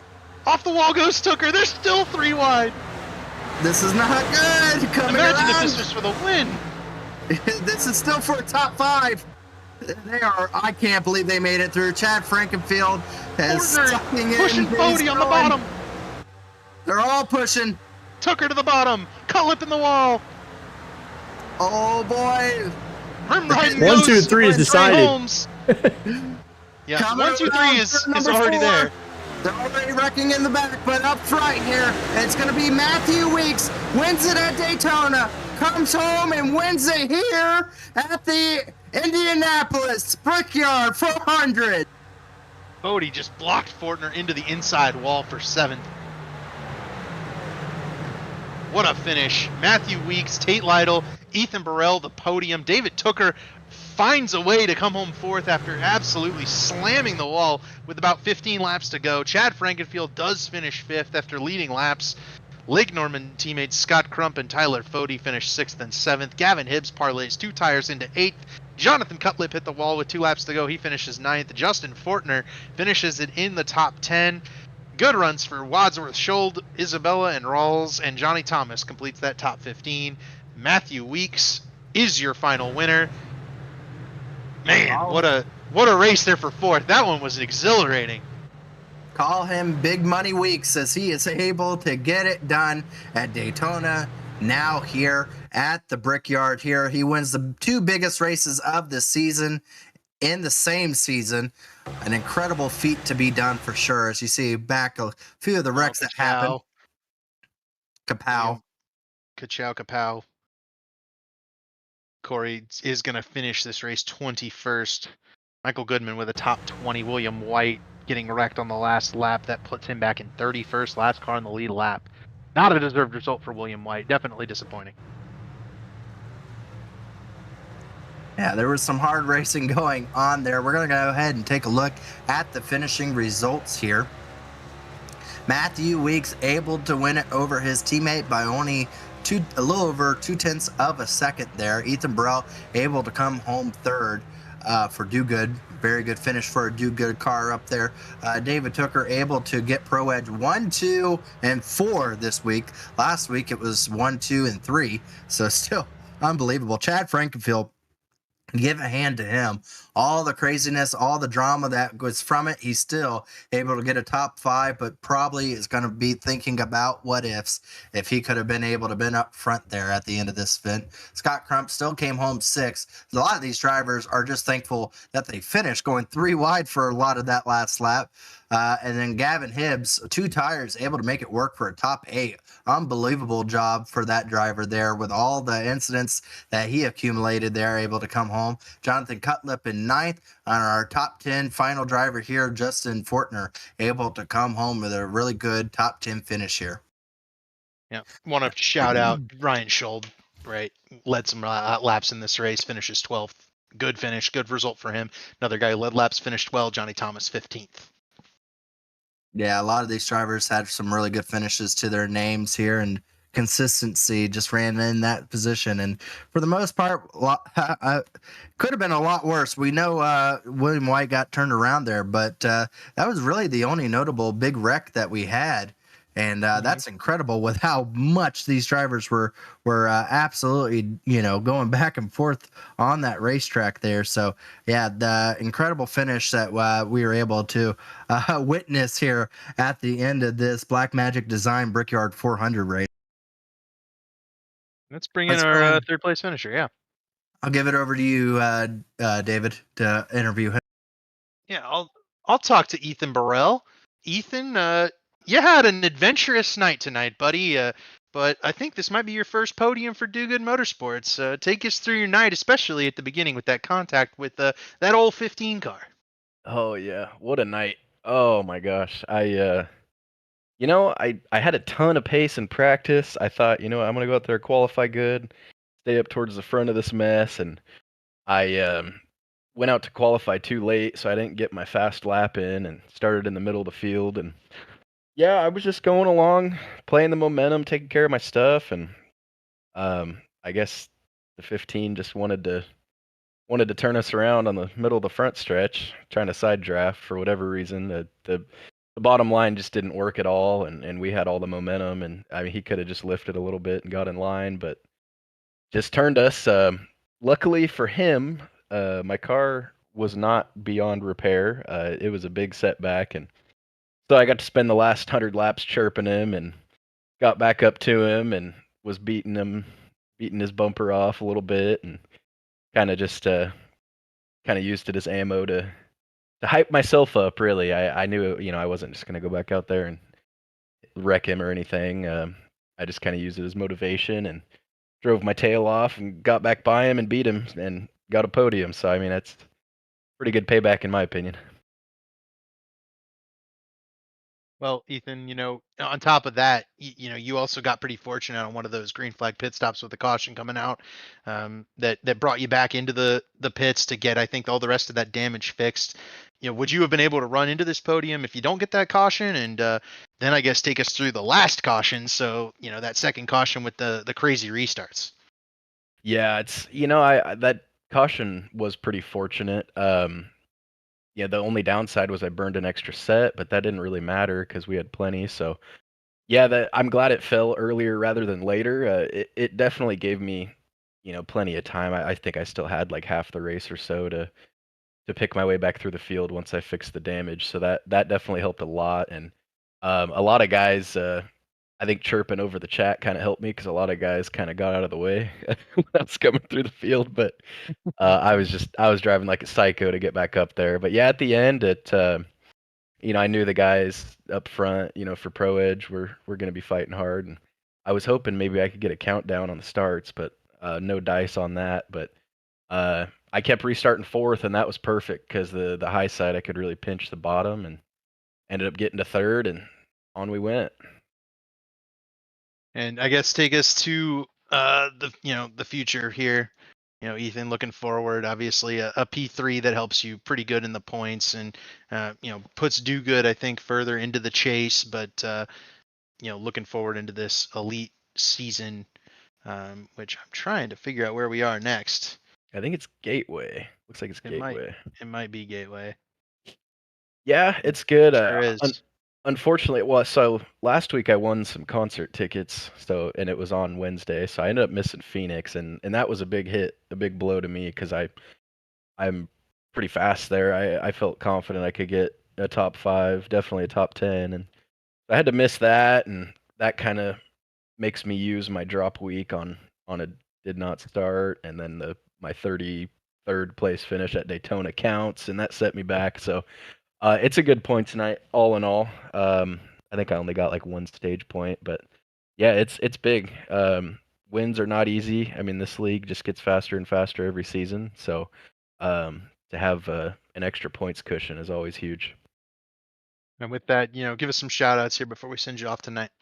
Yeah, shout out Do Good Motorsports, man. Goody took me on this season.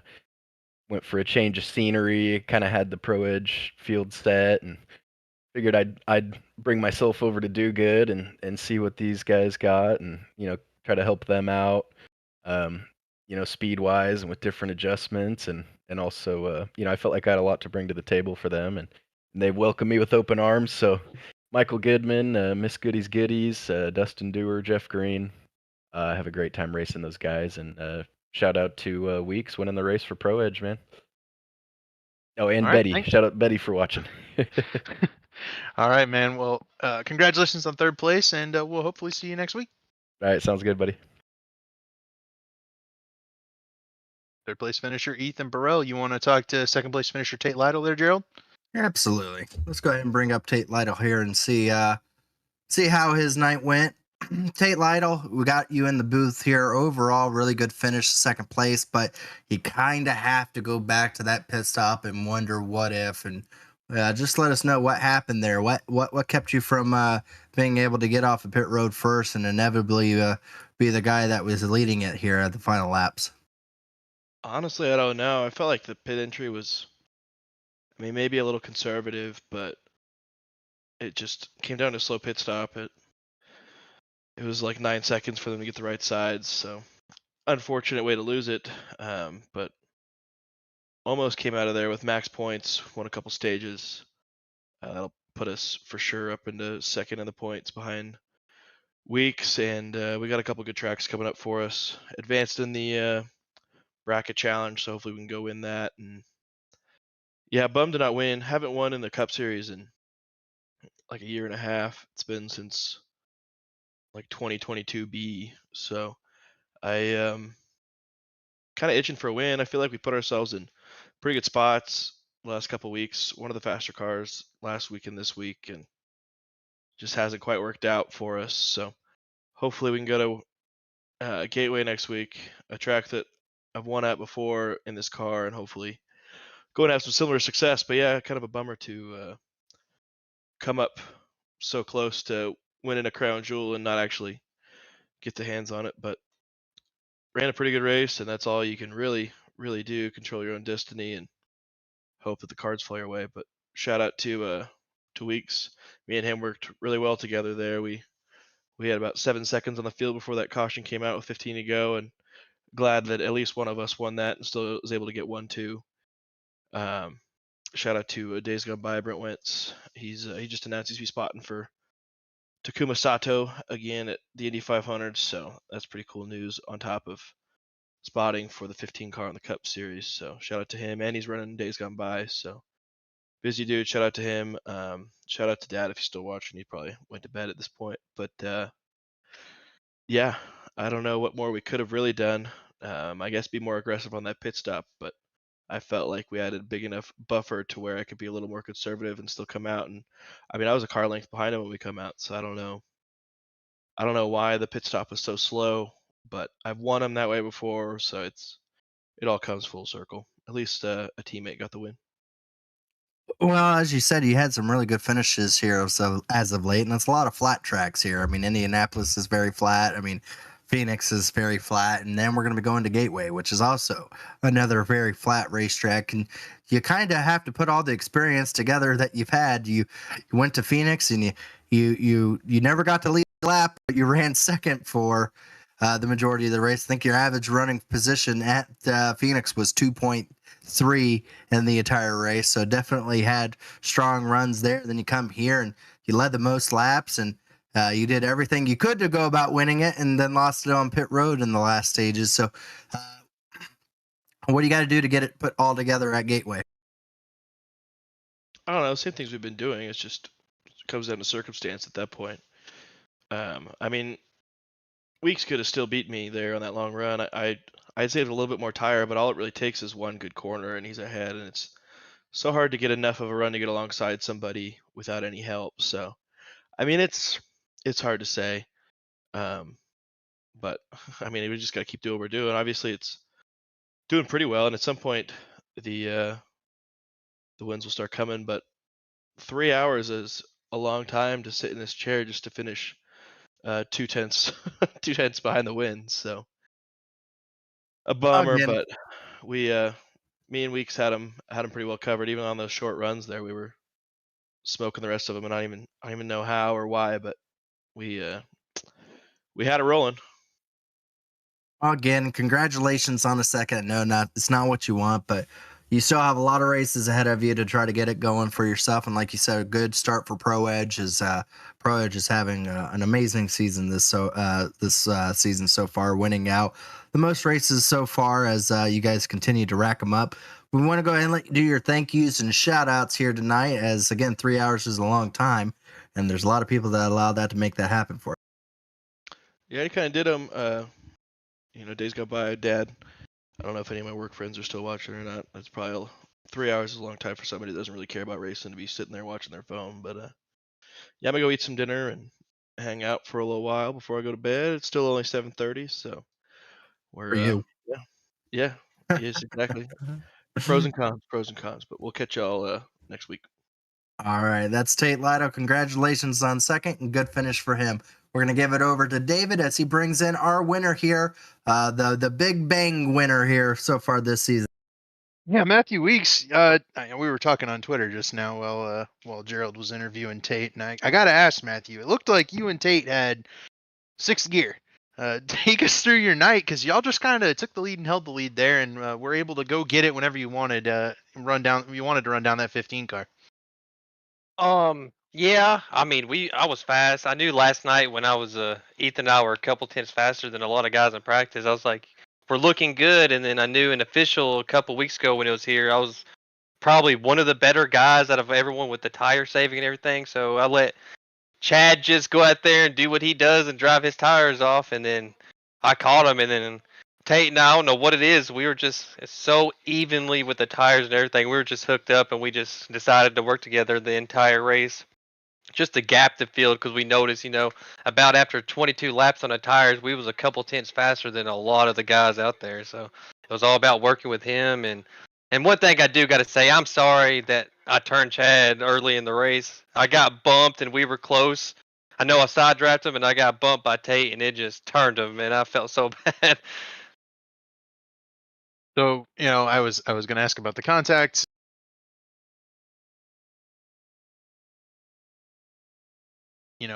Where you end up taking the lead on Tate Lytle. Were you going to be able to pass him before that, or was the pit stop the key to you winning this one? The pit stop was 100% what got me the win. It was so hard to pass. If it was just you and one other guy, it's just so hard to pass, especially here. If I had someone else with me to kind of push me with the air to help me build a run, I probably could have challenged for it, but there was no way I was going to pass Tate if it finished under green. Wow, and with that Gateway next week, you've already got 2 wins. You're pretty much locked into the chase. You also might be maybe the favorite for the championship at this point, with 2 wins and the points lead. Take us to your plan at Gateway and for the rest of the regular season going forward. Are you just going to try to stack wins, stack those playoff points, or are you just going to, keep doing what you've been doing and see what happens?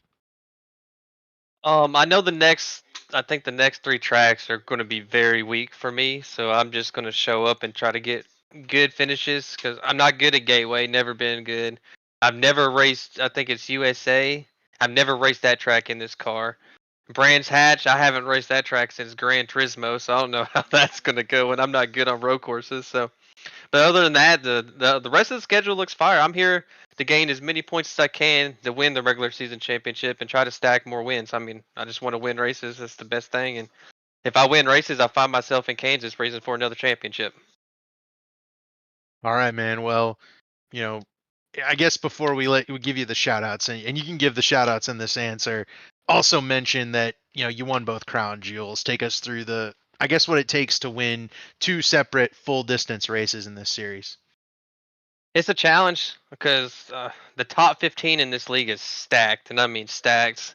Sometimes you go a whole season without winning races. Sometimes you get lucky and win 2, in the first 5 weeks of the year. So these longer races help me. I feel like I'm better at them because I adapt as the race goes, and I feel like I get better and I figure out the car more. And these are the biggest ones that you do want to win. I mean, I look forward to the 500 every single season because that's like one of my favorite races is Daytona. Indy, I've come close here, and this is one I've had circled, and I wanted to win. And there's more. The Crown Jewel's the biggest one, and if you want to win any race, it's these races. All right. Well, with that, any shout outs you want to give before we send you off tonight?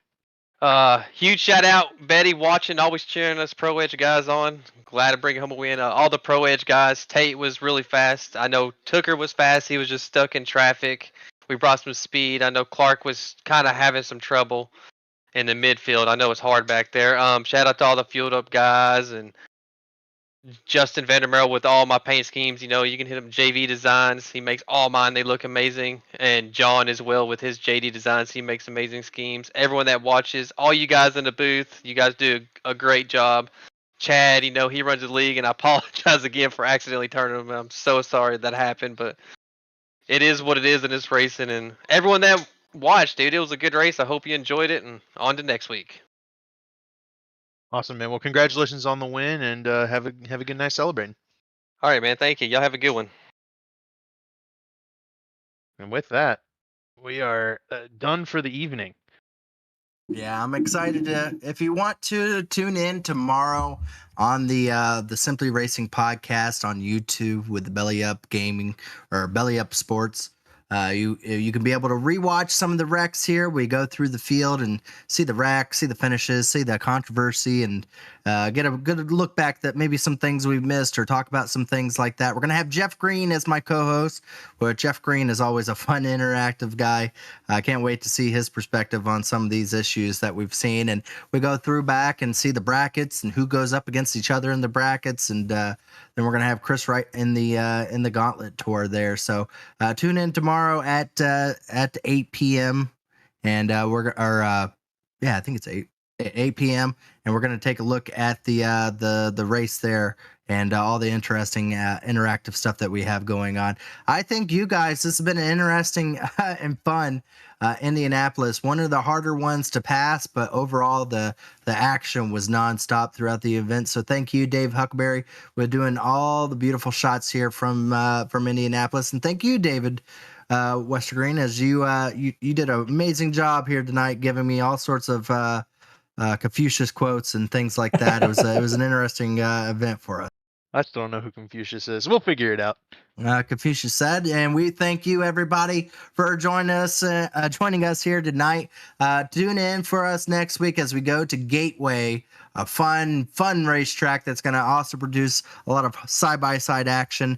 You can already see some drivers are up each other's throats, and we're going to see how that all plays out again for next week. Tune in at I believe it's going to be at 8. Is it 8:30, Dave? 8:30, back to normal. Back to normal, going back to 8:30. So tune in for us then at 8:30 as we go green and see some really good action going on there. Thank you, everybody. Thank you to Belly Up Sports for the Sperry sponsorships and Black Magic Designs for the sponsor for the day's race. And we hope to tune in again. Have a wonderful night and stay happy, folks.